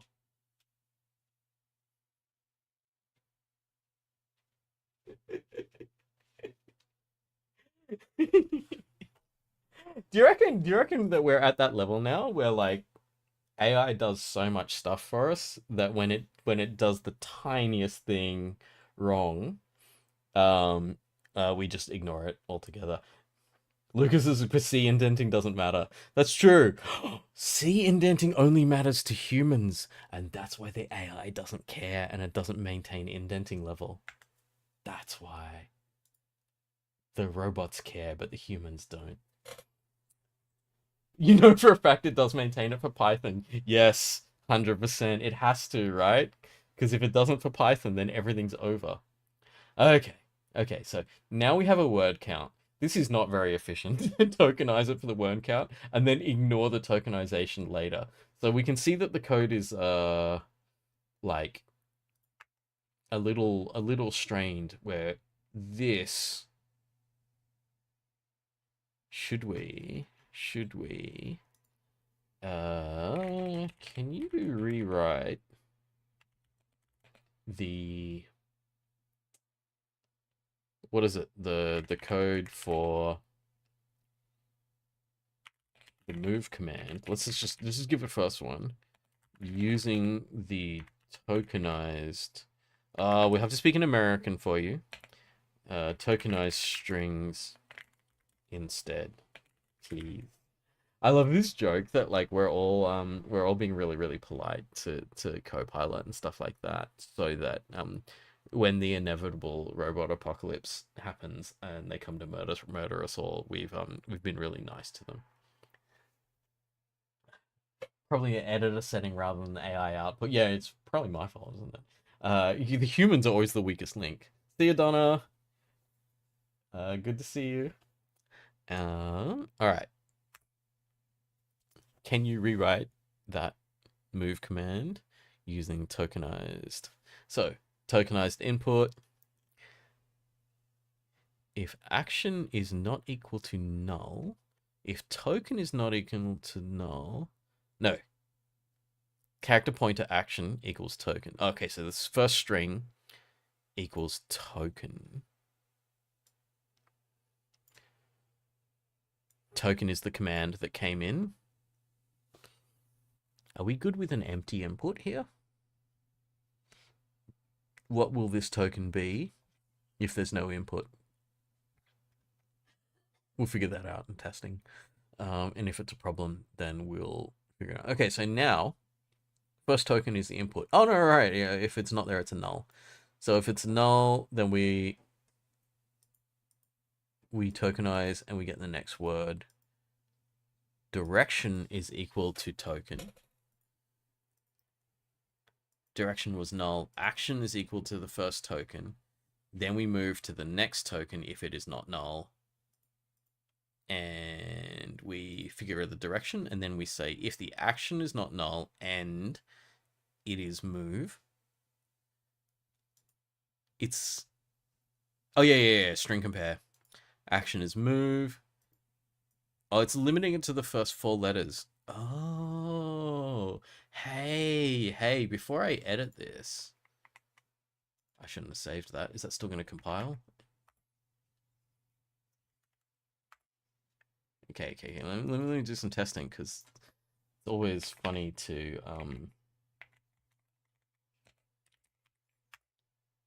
Oh, no, I did know. What's the 4? Oh, no, is that the length? So is that string compare? Is that saying that it has to be of length 4? I was wondering if this was just only comparing the first 4 letters of the command.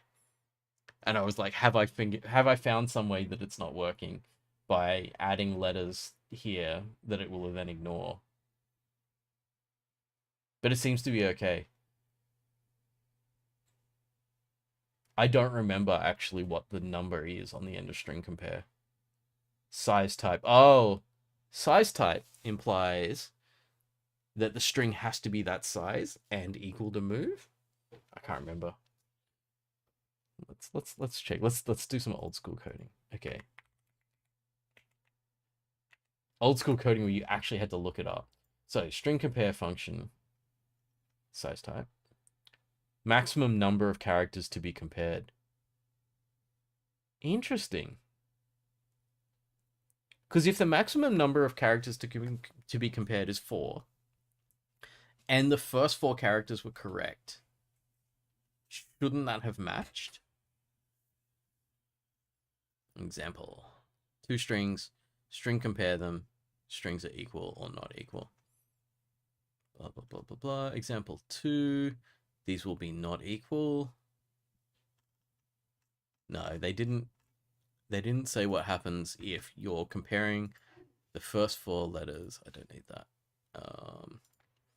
The first 4 letters of something, and there are more letters that are different, which is what I thought I was causing here, but it was like invalid command.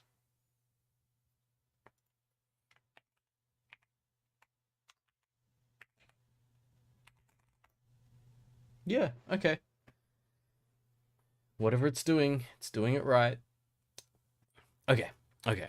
Let's go back to the idea that we were going to use a tokenizer for this thing. So action is the first token, and we compare that if it's not null. And it's actually funny because the tokenized version is more fiddly. But let's make it necessary. So,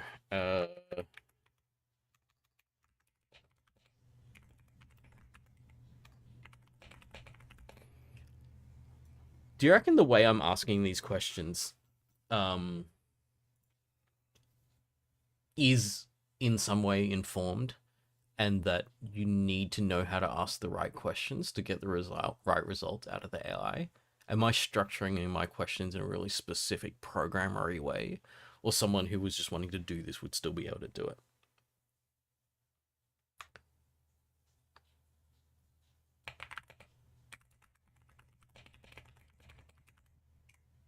What I'm going to do is ask it to add another token on the end, which is the number of steps.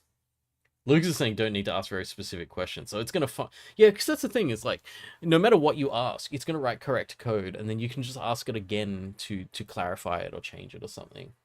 Prompt engineering. Yeah, yeah. So people just get really good at asking the right questions. Lucas is saying you've been surprised in some of the things it's deciphered at work. So some of the really, really out there questions that you've asked. If you don't mind, Lucas, where are you working at the moment? You don't have to say if you don't want to.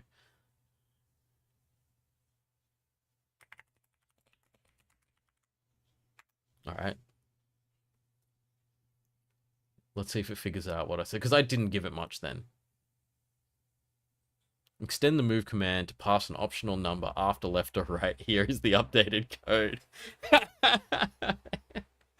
Oh, so good. So good. Direction and steps. If the token's not null, then the direction is the token. If the next token is not null, then steps is the token. Then, so this is your parser, sets up the multiple tokens, and then it goes in here and does that. Now, this still has a write command. So that's the action. The direction is misnamed now because it's kind of a first parameter. Oh, you're working in a major bank. Okay. Peter's using Anthropic a bit, usually just hallucinates. Use lots of cloud and closed source stuff. Right. And Lucas says it's useful, but sometimes it gets things wrong and really sticks to its guns. You have to really explain why it's wrong before it will fix itself. Interesting. I wonder if that's a pattern of behavior it's fallen into to help people that don't know what they're doing. So when people really don't know what they're doing, Copilot or whatever coding tools is going to try to make sure you do the right thing. And so in order to go off its path of what it knows is going to work, you've got to really explain that you understand why and then what you're actually asking it to do. Okay, so now we have a tokenized one that can do multi-input stuff. Let's apply that.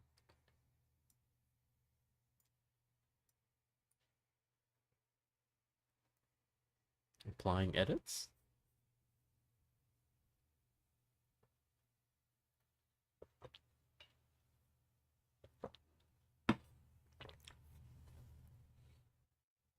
Sure.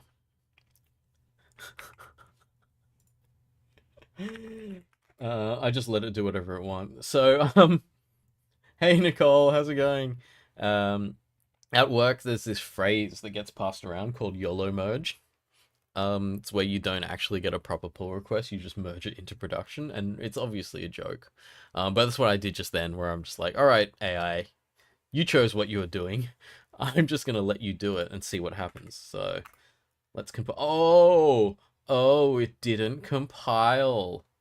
Is it because I blindly put stuff in without actually saying... Oh, implicit declaration of A to I. So I need... A to I is part of math, I think. I assume it's either standard or math, right? Because that's like whatchamacallit, string to int, right? A to I. Let's see. Oh, it should be standard, right?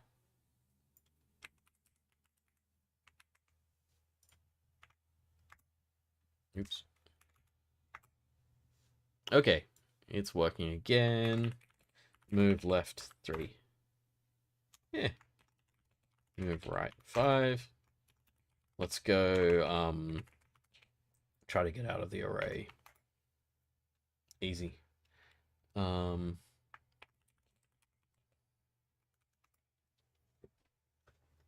okay, so it's got boundaries. It's not going out of memory or anything like that. So when I said I couldn't do this thing in C, it turns out that with Copilot, I could probably get like a decent prototype of this entire game running in C with a really janky ASCII art interface for it. Um, so looks. Oh god, we're programming in Windows. Yes, yes, because my whole streaming setup is all in Windows, and like it's doubly cursed because I'm programming in C in Windows, which is really kind of funny. Having said that, I spent actually no, it wasn't in Windows, but I spent a lot of time programming in what was the name of the thing we used to use? VLab, I think. So it was like just on that virtual console kind of thing because I wanted to make sure that when I was coding, for the first time for people who never had never like set up a Linux machine or something like that, that we did it in the simplest way possible for a student who just turned up to get this thing running on their own computer and stuff like that. So I think actually doing it in Windows is like would not work that well. Um, and yeah. Oh, WSL. Yeah, true. We could have done that. Yeah. They're using VS Code now. Very good, very good. Because we had that set up.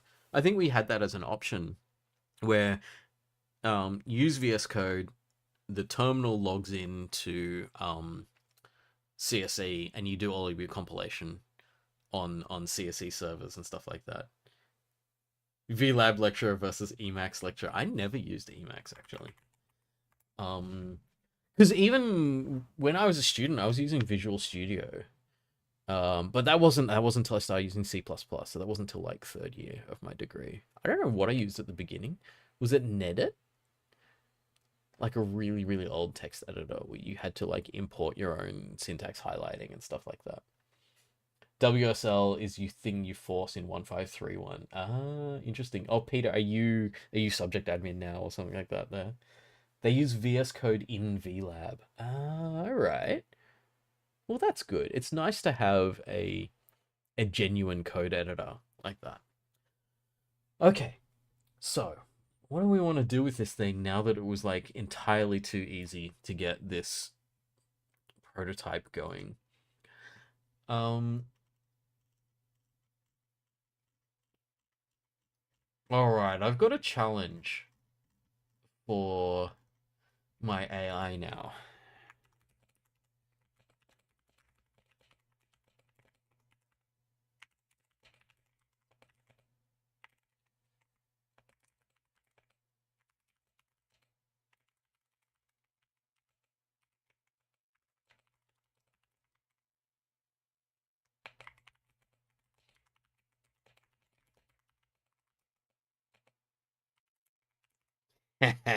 Okay, okay. So this is an interesting jump I'm asking the AI to do here. I don't want it to do individual commands. I want to type in a series of commands and then be able to step through those commands as they run.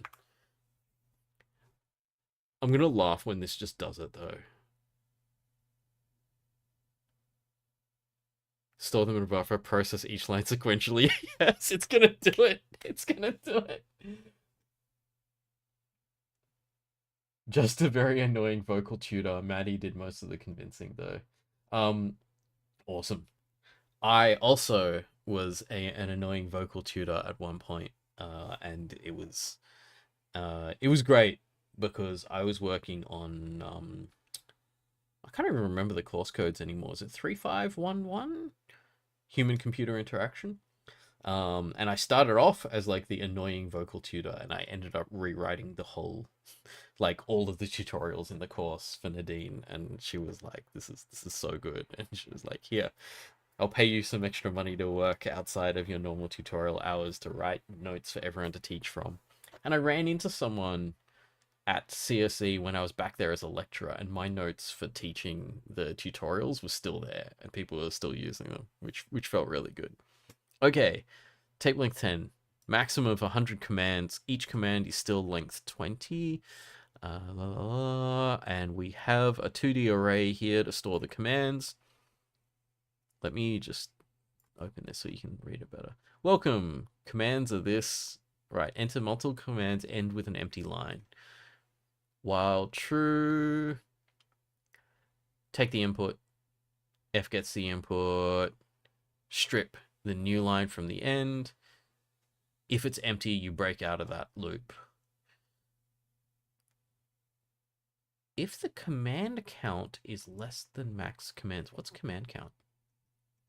Command count 0. Oh, the total number of commands that have been entered. So you can only keep going if you're below the maximum number of commands you can store in the buffer, which is 100. Okay. Blah, blah, blah, blah, blah. If it's less than that, you can process it. So you take the string, you copy it into the 2D array, and then you increment the command count. If you've reached the maximum of commands, commands full, cannot accept more commands, and then run them. Process each command, processing the command number 1, number whatever. Tokenize the command, and this will be the thing that we've already gotten there. And then are we printing it out?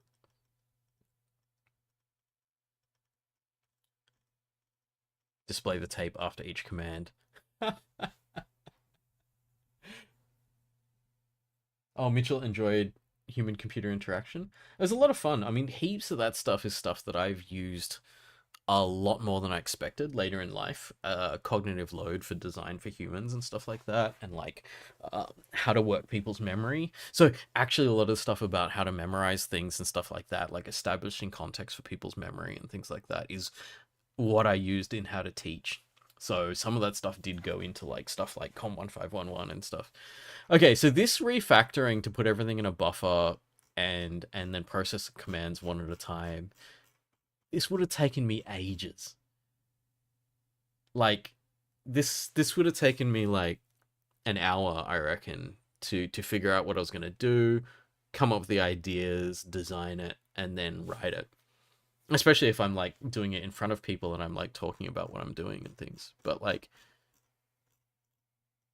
that's great. So it's showing how it's processing the. Okay. Let's just YOLO merge again. Here we are. Apply. And it'll take its time doing the edits. Oh, so it's actually doing, it's being careful with its edits, I think. It's actually making sure that it strips out the right things, and so that the code actually comes in is actually, I love how I didn't even check the diff there. I was like, yeah, whatever. I didn't write this code. I'm not precious about it. The trick, I think, would be, at some point, would be like, how much more does this get to before I don't understand it anymore? But yeah. All right, let's, did I save it? I feel like I'm not coding. Does anyone else feel like I'm not coding? I feel like I'm not coding right now. So Lux is saying, oh yeah, maybe in C it would take me an hour, but in another language the refactor would have been much quicker. Yeah, quite possibly. C is so syntax heavy. It's so unnecessarily crunchy. But also it was designed in the 1970s, right? We have designed better languages since then. All right, welcome to the interpreter. Commands, move left, right, right, 0. The interesting thing about this is I can write a whole series of commands that may not be correct. It's still going to deal with it, right? It's the same thing as writing code. If you write code, why am I bothering to teach people how to write code? Right? Right?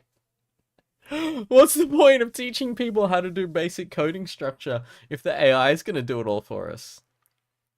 Am I just being a weird old dinosaur that wants people to know basic coding structures that we're never going to do on our own? Again, we're just going to plug stuff into AI like I did tonight. Am I proving in my my first prototype for this game that the entire game is irrelevant and doesn't need to exist?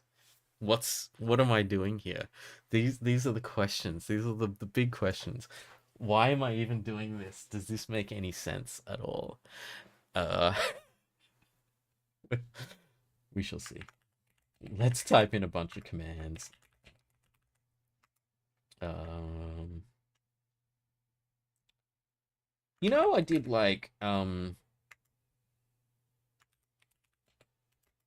did the read, but I didn't write from memory. So, like, I'm just writing random things. Yeah, I need a write from memory command. We'll get to that.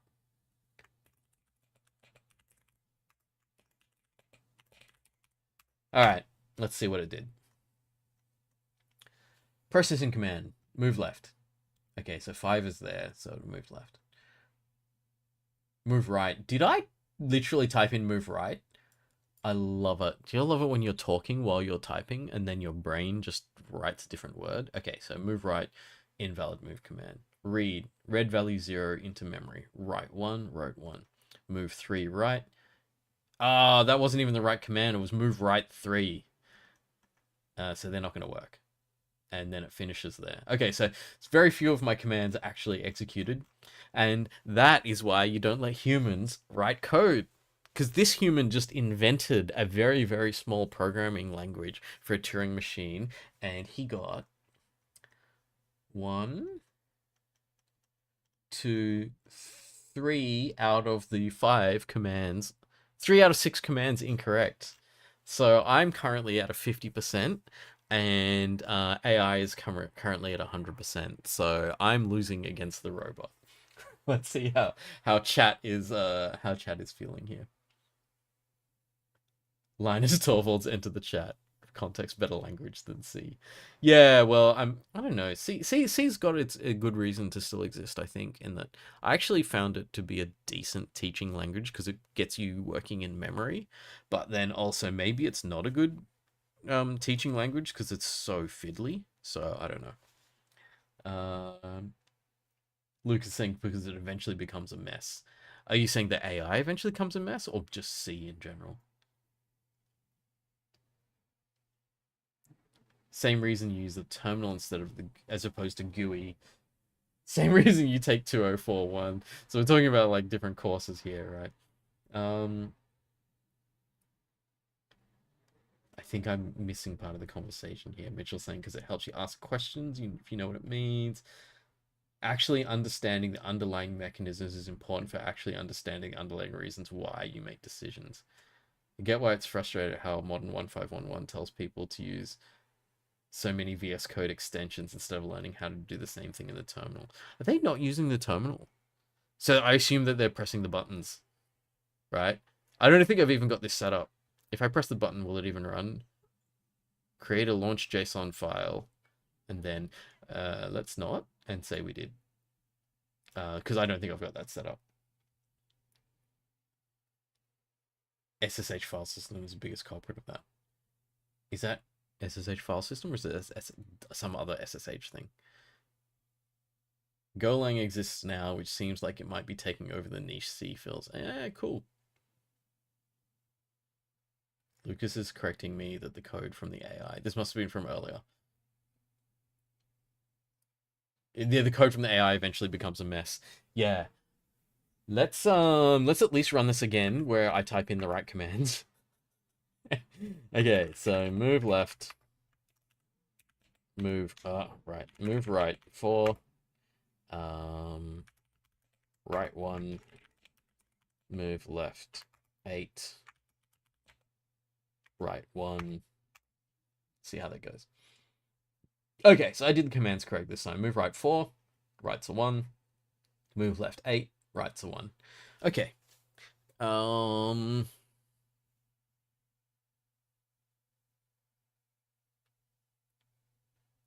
we do if statements? Oh, why am I asking? I'll just ask the AI to do it for me. Okay, can we add the ability to write what's currently in my memory?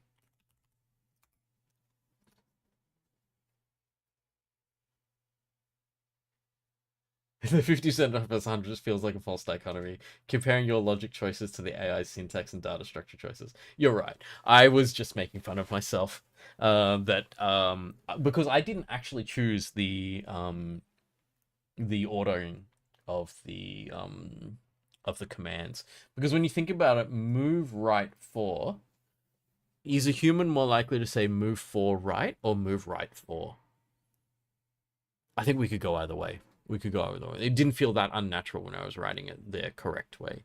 Or what I can say to the AI is, can you make sure that this can do both? If I say move 4 right or move right 4, you'll take it both. And so that way I can say, can you do this in a slightly more natural and intuitive way and accept the commands regardless of how I do it. Okay, so write mem command added.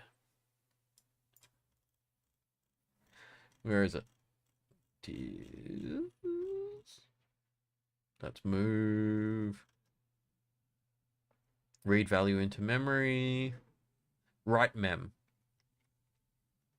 Write the I don't like that. Wait, where'd it go? I clicked on it and it scrolled back up. I don't like write mem. That is not that's not how I would want that command to be in a human. What should we call it?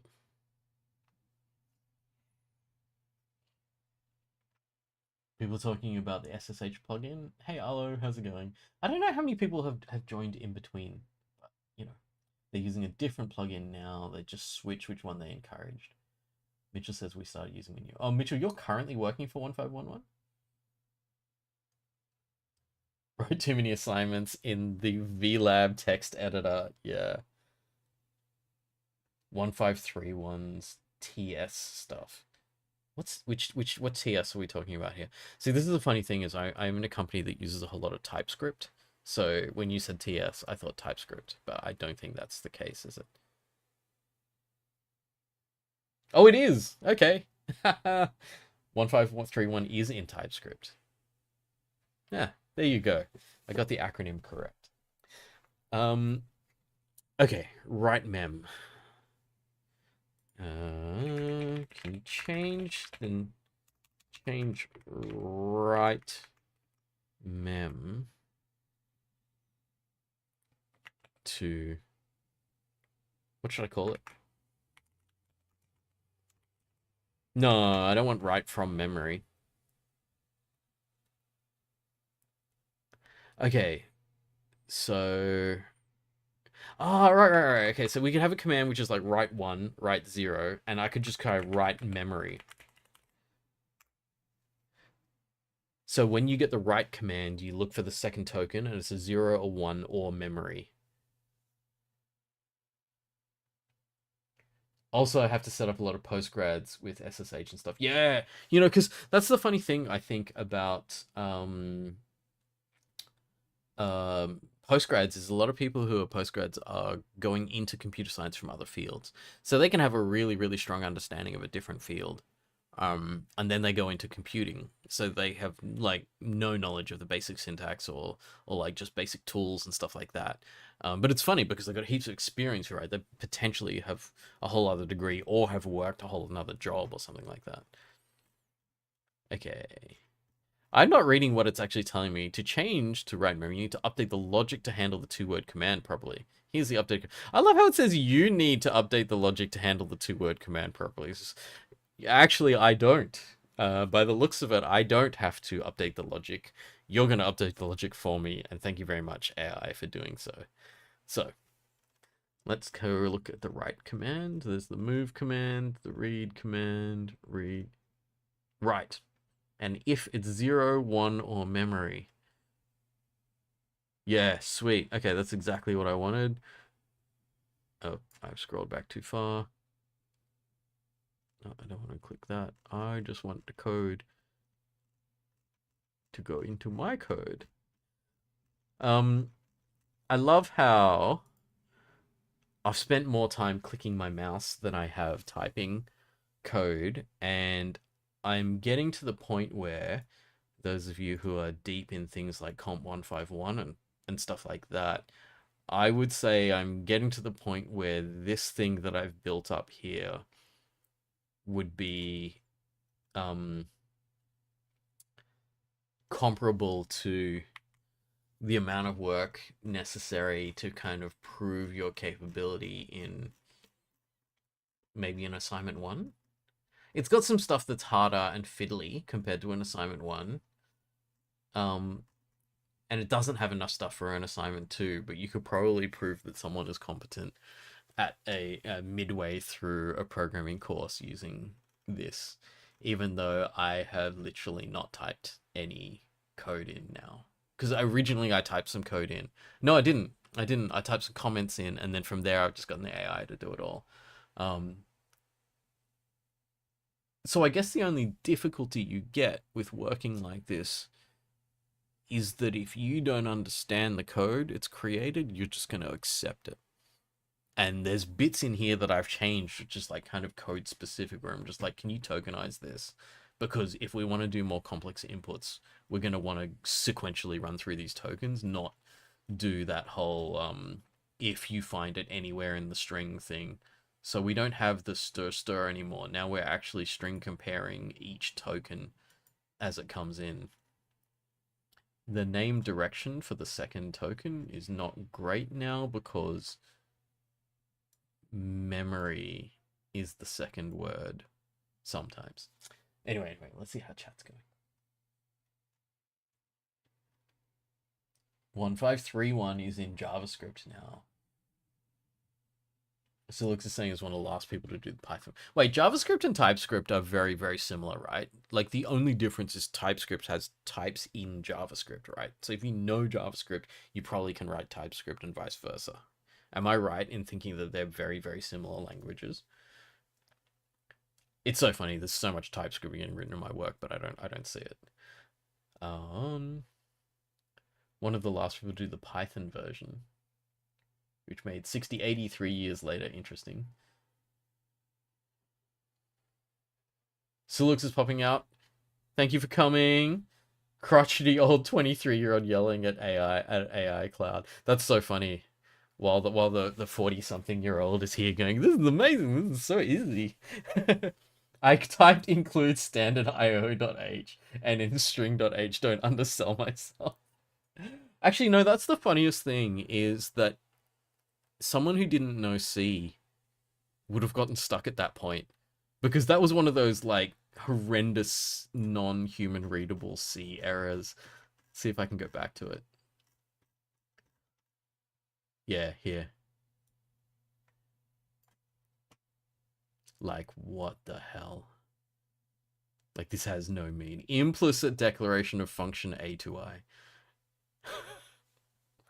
Like, yeah, I know what that means. The only reason I know what that means is, like, I have an idea about what a function declaration is. And if you notice, there's no functions in this code. So whoever's writing this doesn't have that capability with C yet.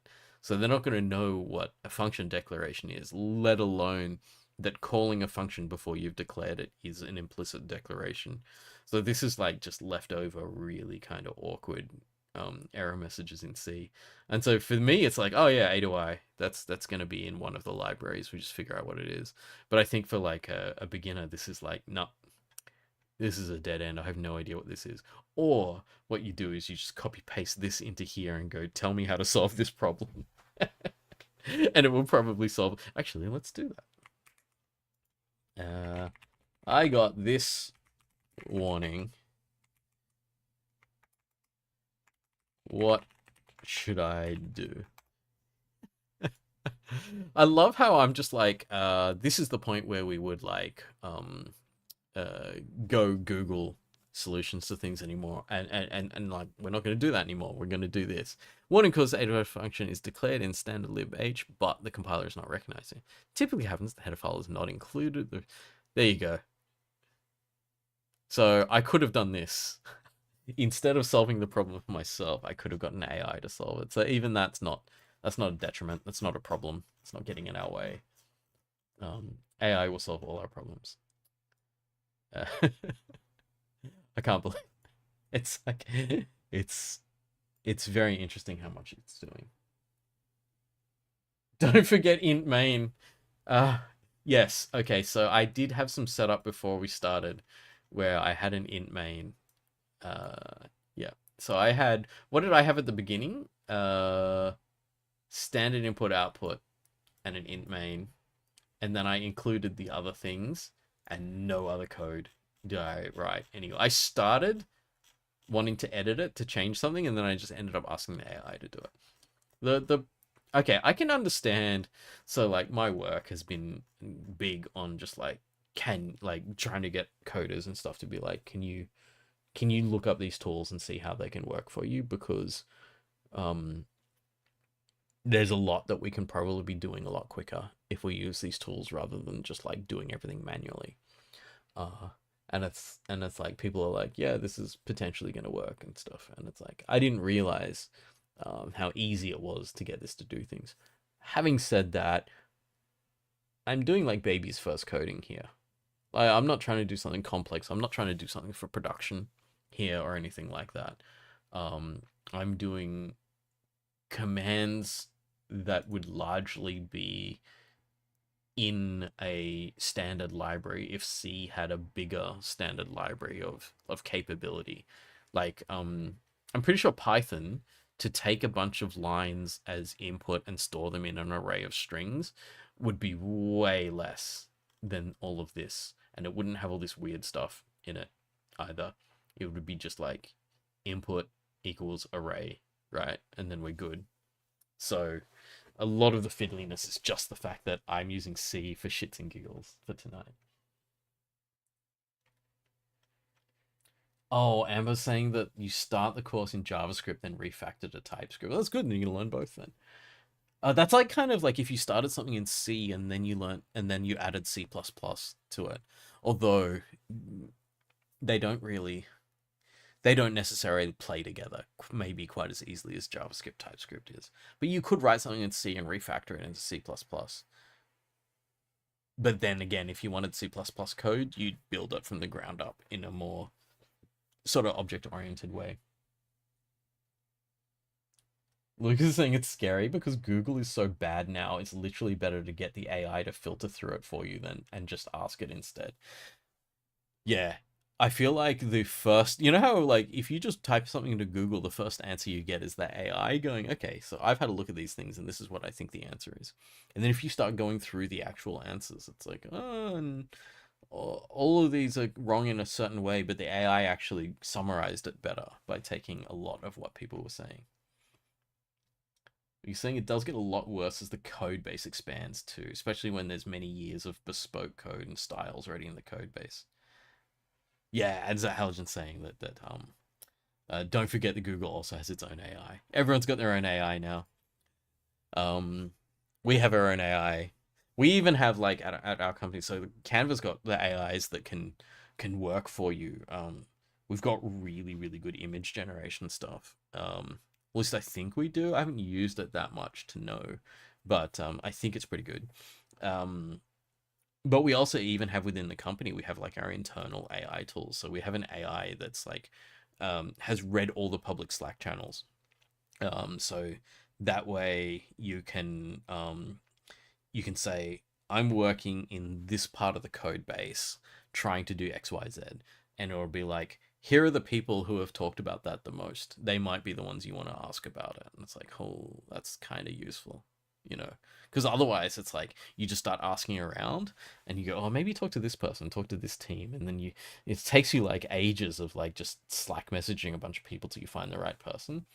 So there's places where AI is actually doing a lot of handy stuff.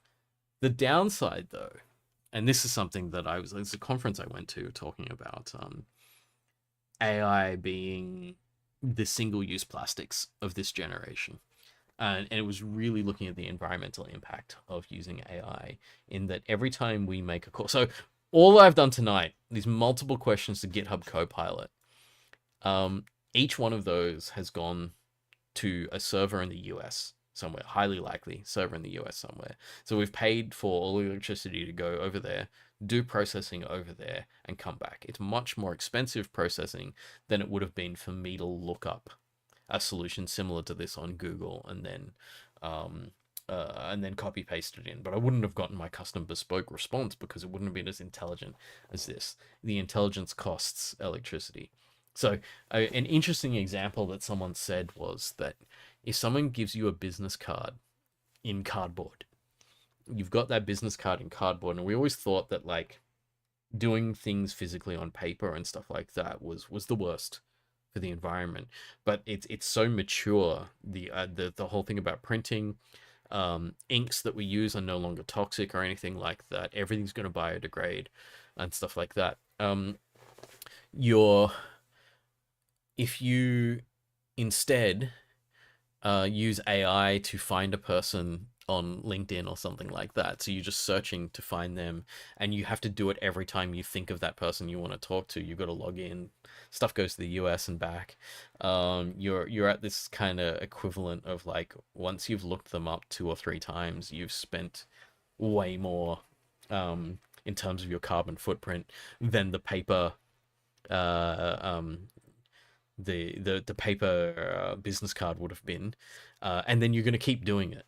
So every time you look that person up, you'll spend more energy, even though if you'd had their business card, you would have spent zero energy from then on to get that person's information and things like that. So it was like this kind of thing where like, yes, it's very useful. Yes, it's driving like productivity and all this kind of stuff. But the cost that we don't think about is that um, every time we use it to do something where it's the equivalent of us throwing away something um, and not recycling it because you cannot reuse the information. Like, so all of this stuff here, um, if I want to run it again and I start asking the same questions again, so if I delete all this code here and maybe delete the logs or anything like here, and I start asking it again, it's going to process the whole thing again, right? And so whatever electricity I just burnt to do this, I'm going to do it all over again. Um, I do respect the irony of me saying this when my entire kind of career is based on stuff like I used to be an AI researcher and stuff like that. So like yeah, my whole career is based on burning a lot of electricity to try to do interesting things. So, you know.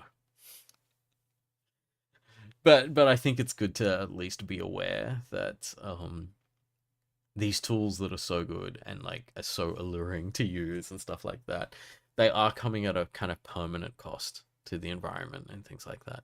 And also, they're making our gaming graphics cards really expensive.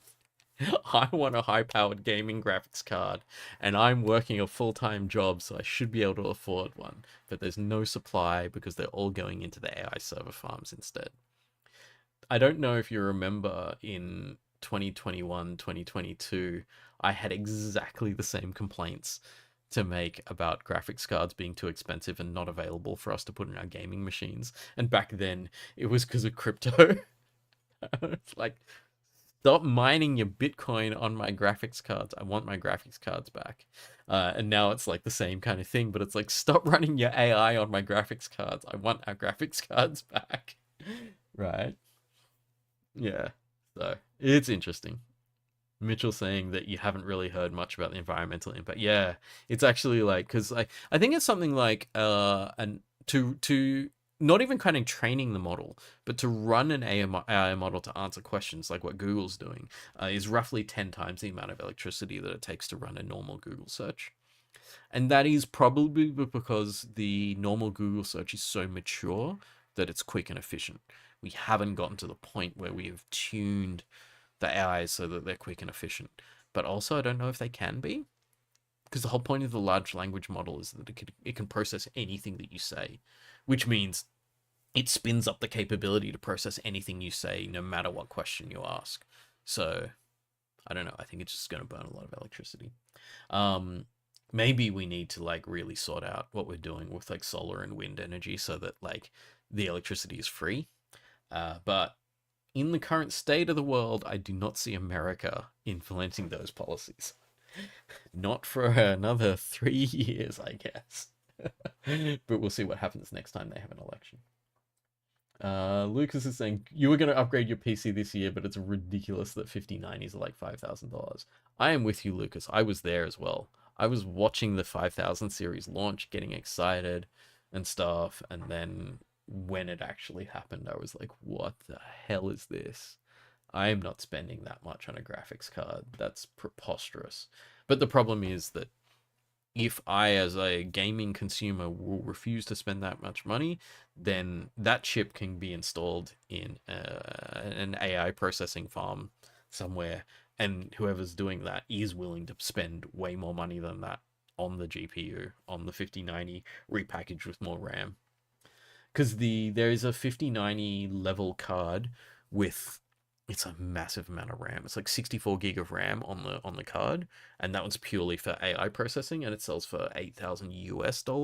So we're talking $16,000 Australian. So if they could sell the same chip with just different RAM on it for that much more, that's what they're gonna do, right? So it's a bit rough. Haljan saying, while ago, people were complaining about power shortages during heat waves, limiting access to aircon, etc., while companies were able to run their bajillion AIs. Yeah, so if they have, because I think it's like, you're going to get a situation where OpenAI or whoever else is serving this, probably Amazon, um, isn't running this on a normal power grid. They've probably got their own power station hooked up to their own server farms, and like that's like there's gonna be, I don't know if this exists, right, but I guess that somewhere in the US there's a place that has a power plant and a whole bunch of Amazon compute clusters around the power plant, and that's it. That power just never leaves that neighborhood. It never powers any houses or anything. It's just running their AI farms, because they would draw enough power to be like, yeah, we could buy the whole power plant, and that'll be cheaper. Like, Amazon's such a big company. I'm sure they could do stuff like that. Nick is saying 16,000 is rookie numbers.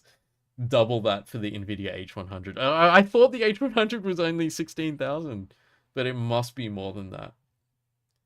Arlo was saying, yeah, Microsoft was briefly looking to run the server farms underwater to save on costs of cooling. I did hear about that. It's just such hell to maintain. I think it ended up being too expensive to bother maintaining it like that. But like, imagine the water cooling from that. It'd be so easy. Mitchell saying the Intel graphics cards are pretty good in budget. Yeah, I heard the new ones are pretty decent. I think at the moment with Nvidia really capitalizing on AI, that both AMD and Intel have got a chance to kind of get their feet in the door. Like at the moment, what is it, the 9070 and 9070 XT from AMD, because they started building them earlier, the numbers they're selling are like outstripping Nvidia significantly, which is like the first time in multiple generations that that's happened. And it's really just because Nvidia has said, they haven't said, actually they've said nothing, but they've decided that they can definitely sell better to AI than they can to gamers. Because gamers, we just whinge about the price, and our price points are much lower,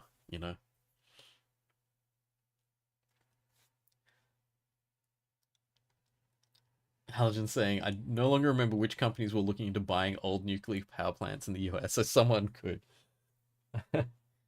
Lucas saying AMD can do it. Don't think Intel can, really. Yeah, AMD's much stronger competitor to Nvidia at the moment. Wow, and even Nvidia employees can't get the 5000 series through the internal channels. That's a massive supply and demand issue there. Or just a supply issue. The demand is the same as normal. Arlo saying that Microsoft decided it was too expensive. Apparently a company in China is trying it again, though, the underwater thing. I wonder, because cooling is part of the cost, but it's kind of like you've got your cooling costs and your processing costs. And I think when your processing costs are much larger than your cooling costs, you can entirely zero out your cooling costs and still be paying 70-80% of what you're paying before. So I think it might be one of those things where it's only a little bit worth optimizing that. It's kind of like, you got two functions running, and one of them takes 20% of your processing power, and one takes 80, and you can optimize the hell out of the 20%. but overall, it doesn't make a huge difference to your overall costs. And I think the electricity costs are the biggest. But I actually don't know, like, how much electricity do we spend on our fans in our computer versus the actual chips and stuff. I'm pretty sure that the actual chips are using more power, but who knows? Microsoft are paying to restart a nuclear reactor to fuel their AI. So that's it, Halogen. That's the thing. Wow, that's a great idea. Let's take a very, very dangerous power source that's been decommissioned and try to fire it up again. That's such a good idea. What could possibly go wrong? Stuffing around with like uh decommissioned nuclear power plants. Uh I feel like, you get that kind of thing where like you have like an old computer or an old laptop sitting under your desk and it's like 10 years old. You haven't touched it in ages and you're just like, "Oh yeah, let's turn that on." And like when you turn it on, it doesn't run. And that's fine because if your little old laptop doesn't run, there's no problems. But if your nuclear reactor doesn't run properly, then I don't know what's going to happen. Hopefully, it just doesn't start. The worst thing is if it starts and then it can't control itself anymore. Lucas is saying, yeah, fans are pretty small and consumer level computers. Oh, Nick is saying it was shut for economic reasons. There was too much cheap gas. All right, okay, so maybe it still works. Still scary though. And the US knows how to do nuclear safety better than pretty much everyone else anyway. I think they've probably got more experience than all the rest of us. Okay, so what we have here is a hilarious night of me not writing any code and ending up with a program that does pretty much exactly what I said that we would do at the beginning. And I thought I was judging this based on the way I used to code. I was like, oh, are we going to get through this or not? I'm going to have to spend a whole time just like coding. And it turns out that I don't have to do that for something this simple. Copilot will do it for me. This makes it interesting to think about making this as an actual game. I would want to do this in a situation where AI knows the language that I'm working in and how to help me do it. Which means that informs. Okay, let's get back to my is it this one? Yes, don't need any of this. Okay. Oops. Turns out AI writes a whole lot of code for you without you having to. This is kind of like this magic future that I dreamed of when I was younger, of like programming not being writing code anymore, programming being having a conversation with your computer and having your computer figure out what code to write. Like I pitched this as part of what I wanted to do in my PhD, and that was just about 10 years ago, just over 10 years ago. And then when I said that, it was really funny because there was a really, really experienced lecturer there who said to me, "It's like, I think you're trying to do too much. Like, I don't think the AI is capable of working alongside people like that."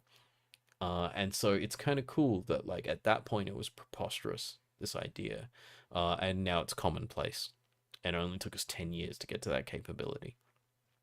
So it's kind of nice.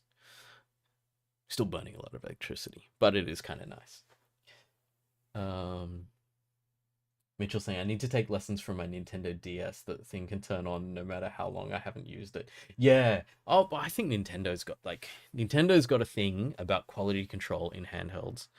And making devices that are there for people to play and not have to do anything with. Like it's about not having to tinker with it and stuff. I could fire up my Switch, which I haven't turned on for like a year or two, and I'm pretty sure it'll work. Well, I mean, it might need to charge its battery, but like it'll probably just work. Okay. So let me wrap up what we have done in the stream tonight. We have found out that AI writes a whole lot of code without you having to. This means that if we're looking for a game engine to use, we'd want it to be running a language that an AI... What do we call them? AI coder? I'm just going to call it an AI coder. Knows.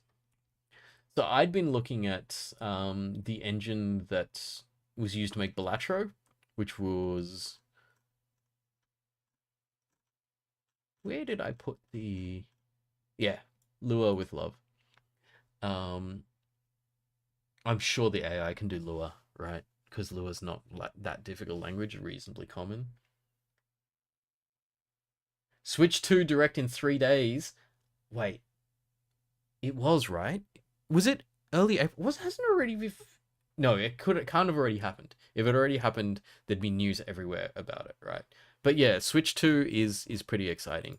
Although I honestly didn't get that much play out of my Switch. I ended up with, hang on.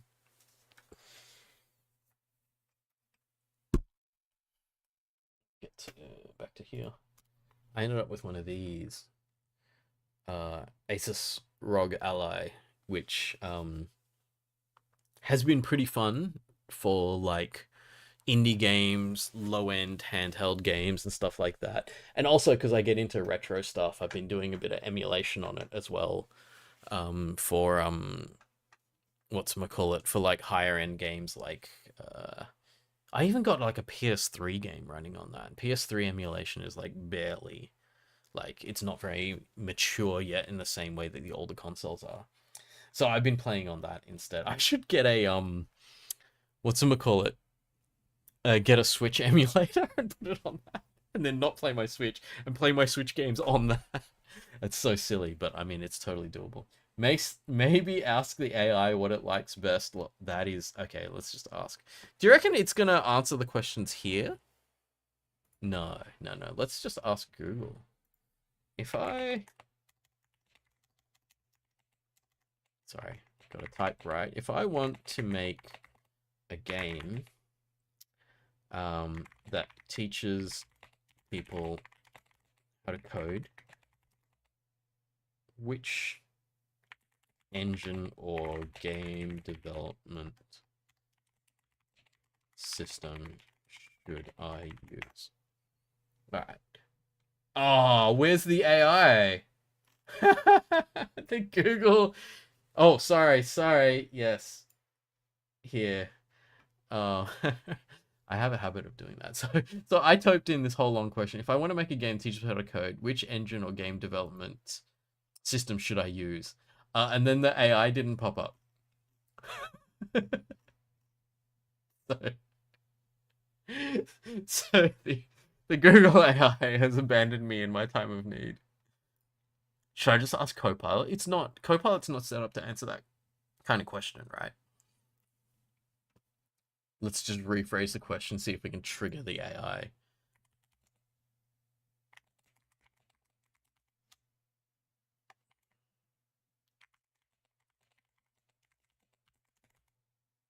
Oh, this is a bad question.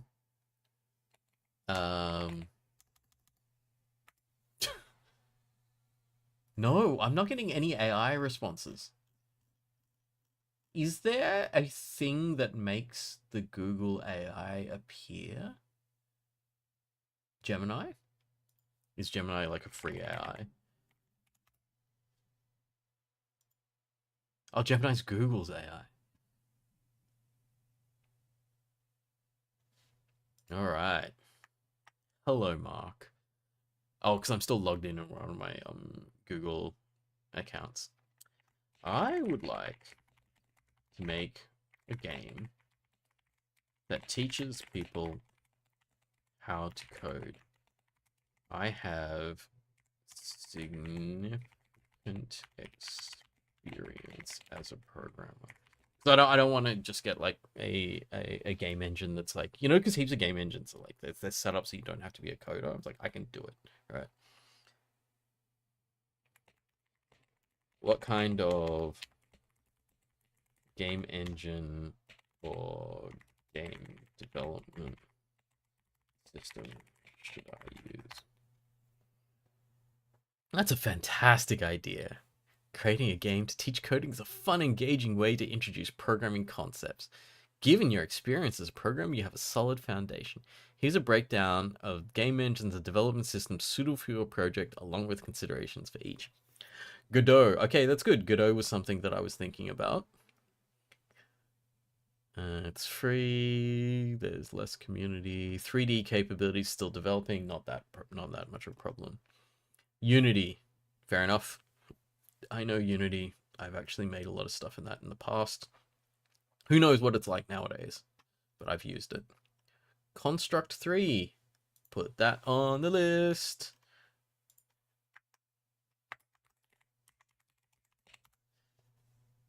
What is Construct 3? Browser-based and uses visual scripting to make it extremely accessible. No coding experience required to get... Oh, take it off the list. No, that's not necessarily the case, but maybe, because this means less modifiability if there's no coding experience. But excellent for 2D games and interactive experiences. Easy to share and publish games. Okay, so there's some benefit there. Pygame.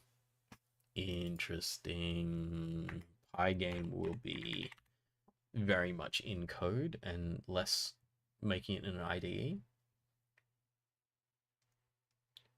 Lucas is, yeah, it's taken teaching coding to mean learn coding via building the game, not playing the game teaches people to code.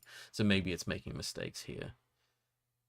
Considerations. Who are you trying to teach? Beginners, intermediate learners, or a specific age group? What type of game will best engage? Yeah, la la la. Okay, these are good questions. So good that we have answered these questions already in our previous stream on designing the game. Seems like I still know what I'm doing. Or at least AI would follow the same approach that I would. What specific coding concepts do you want to teach? Yes, that's a good question. How easy will it be for learners to access and use?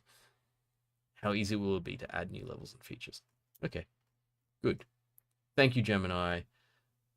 That was pretty handy. Okay. I think it's getting late. I should be wrapping up. Okay. So give it the document. How do I... Is there an easy button to like send this to... I'll just copy the link. It can access my Google Drive. Yeah, right.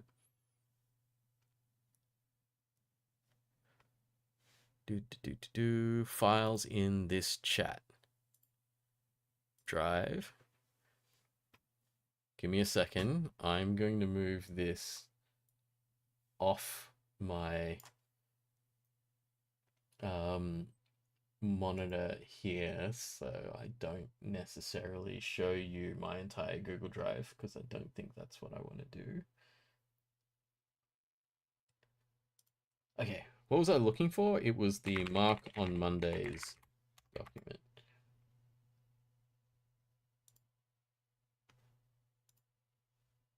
All right.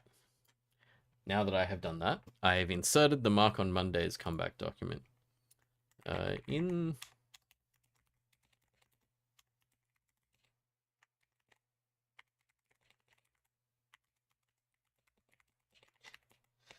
I don't know if that document is laid out in a nice way to actually figure stuff out, but we'll see.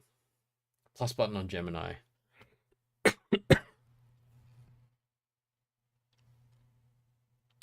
Oh, I think I've done that, right? Yep, okay.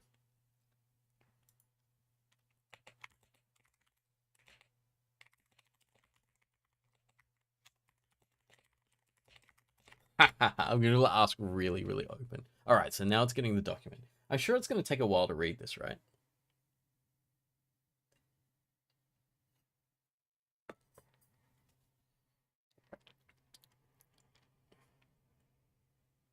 Yeah, no, right? Because there's multiple ideas. Choose a theme and a core gameplay. So they're like, okay, you need to find your... They're like saying if you need to make these decisions. Define gameplay elements and goals. Prioritize entertainment. Structure gameplay, prep phase, and runtime. So it's actually just summarizing what the document is, because this is stuff that we already wrote. Yes, I've got a great list of research games. Thank you. I know, I know. We took the time to put that together.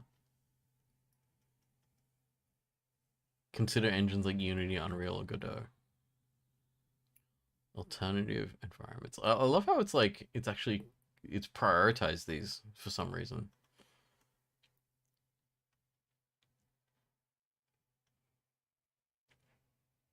I think all this has done is summarize our document. Uh, that's fine. I don't think that that document is ready. As in, I don't think this is written well enough to actually be a design document. It's more of a my notes uh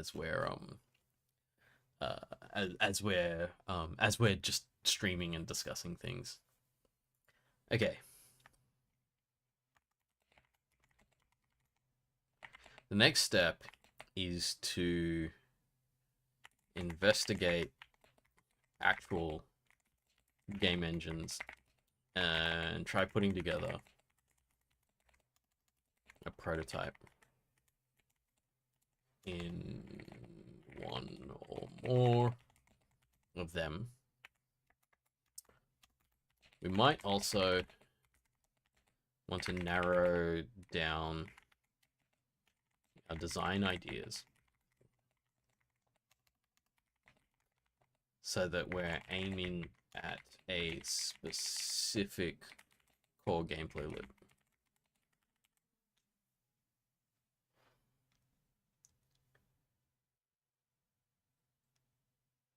Not Gemini needing a fully fleshed 20-page project scope.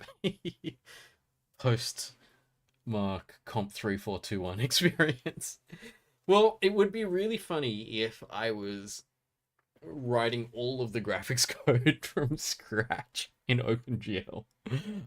Funny, but also very laborious and incredibly slow. So we probably won't be doing that. But we'll look at a game engine, probably 2D. And I think there's a lot of work we will need to do once we can figure out what game engine is like kind of smooth for development. It's then a lot of work in interface design and stuff like that to get this so that it feels right. Because I mean, like what we were doing there in C is like it works to a certain extent, but it was kind of like just write a bunch of stuff, uh, and then see if it runs. But then you don't get to edit it, you don't get to step through it and stuff, which we could have just asked the AI to do. Because like it seems like it was more than happy to do a bunch of stuff for us. It was kind of amazing. I'm okay. So the end of this stream is me saying yes, I am genuinely amazed at how Copilot can just take my text and it can spit out code which I consider to be acceptable and useful. So it's pretty good. And I'm not super confused by it or anything. Like it just plain worked, which is quite impressive. And I'm really, really happy that I'm not a programming fundamentals lecturer right now. Because how do you teach people to know and understand all of the nitty gritty of coding when they don't have to? I don't know what I would do. Like I think I would have to spend a whole lot of time and effort trying to inspire people and motivate people to genuinely understand it, knowing that the easy one button answer already exists, and it's so easy for people to take it. You know, it's such a yeah. I don't know. I don't know what I'd do, but you know, I am currently no longer being paid to solve that particular problem.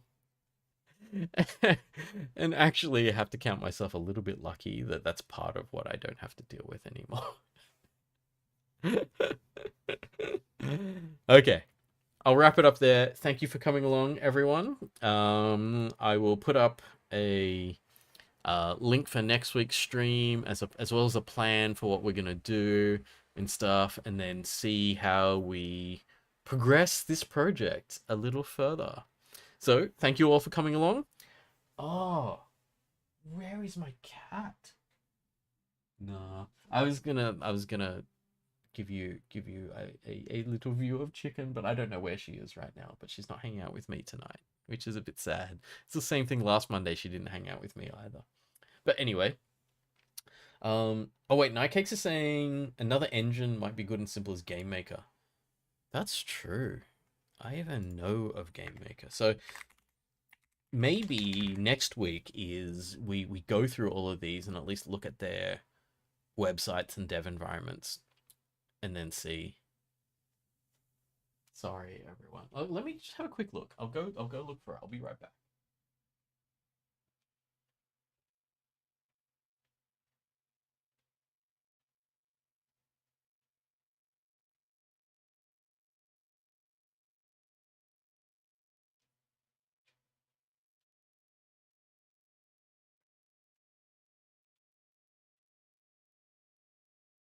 I'm sorry. Look, you're gonna have to be okay with just the t-shirt. That's as close as we're getting this week. She's not actually. I think she's in the bedroom with my partner, so I don't wanna bother her and like drag her out of the nice warm place that she's probably sleeping right now. Okay, I'm heading off. Thanks for coming along, everyone.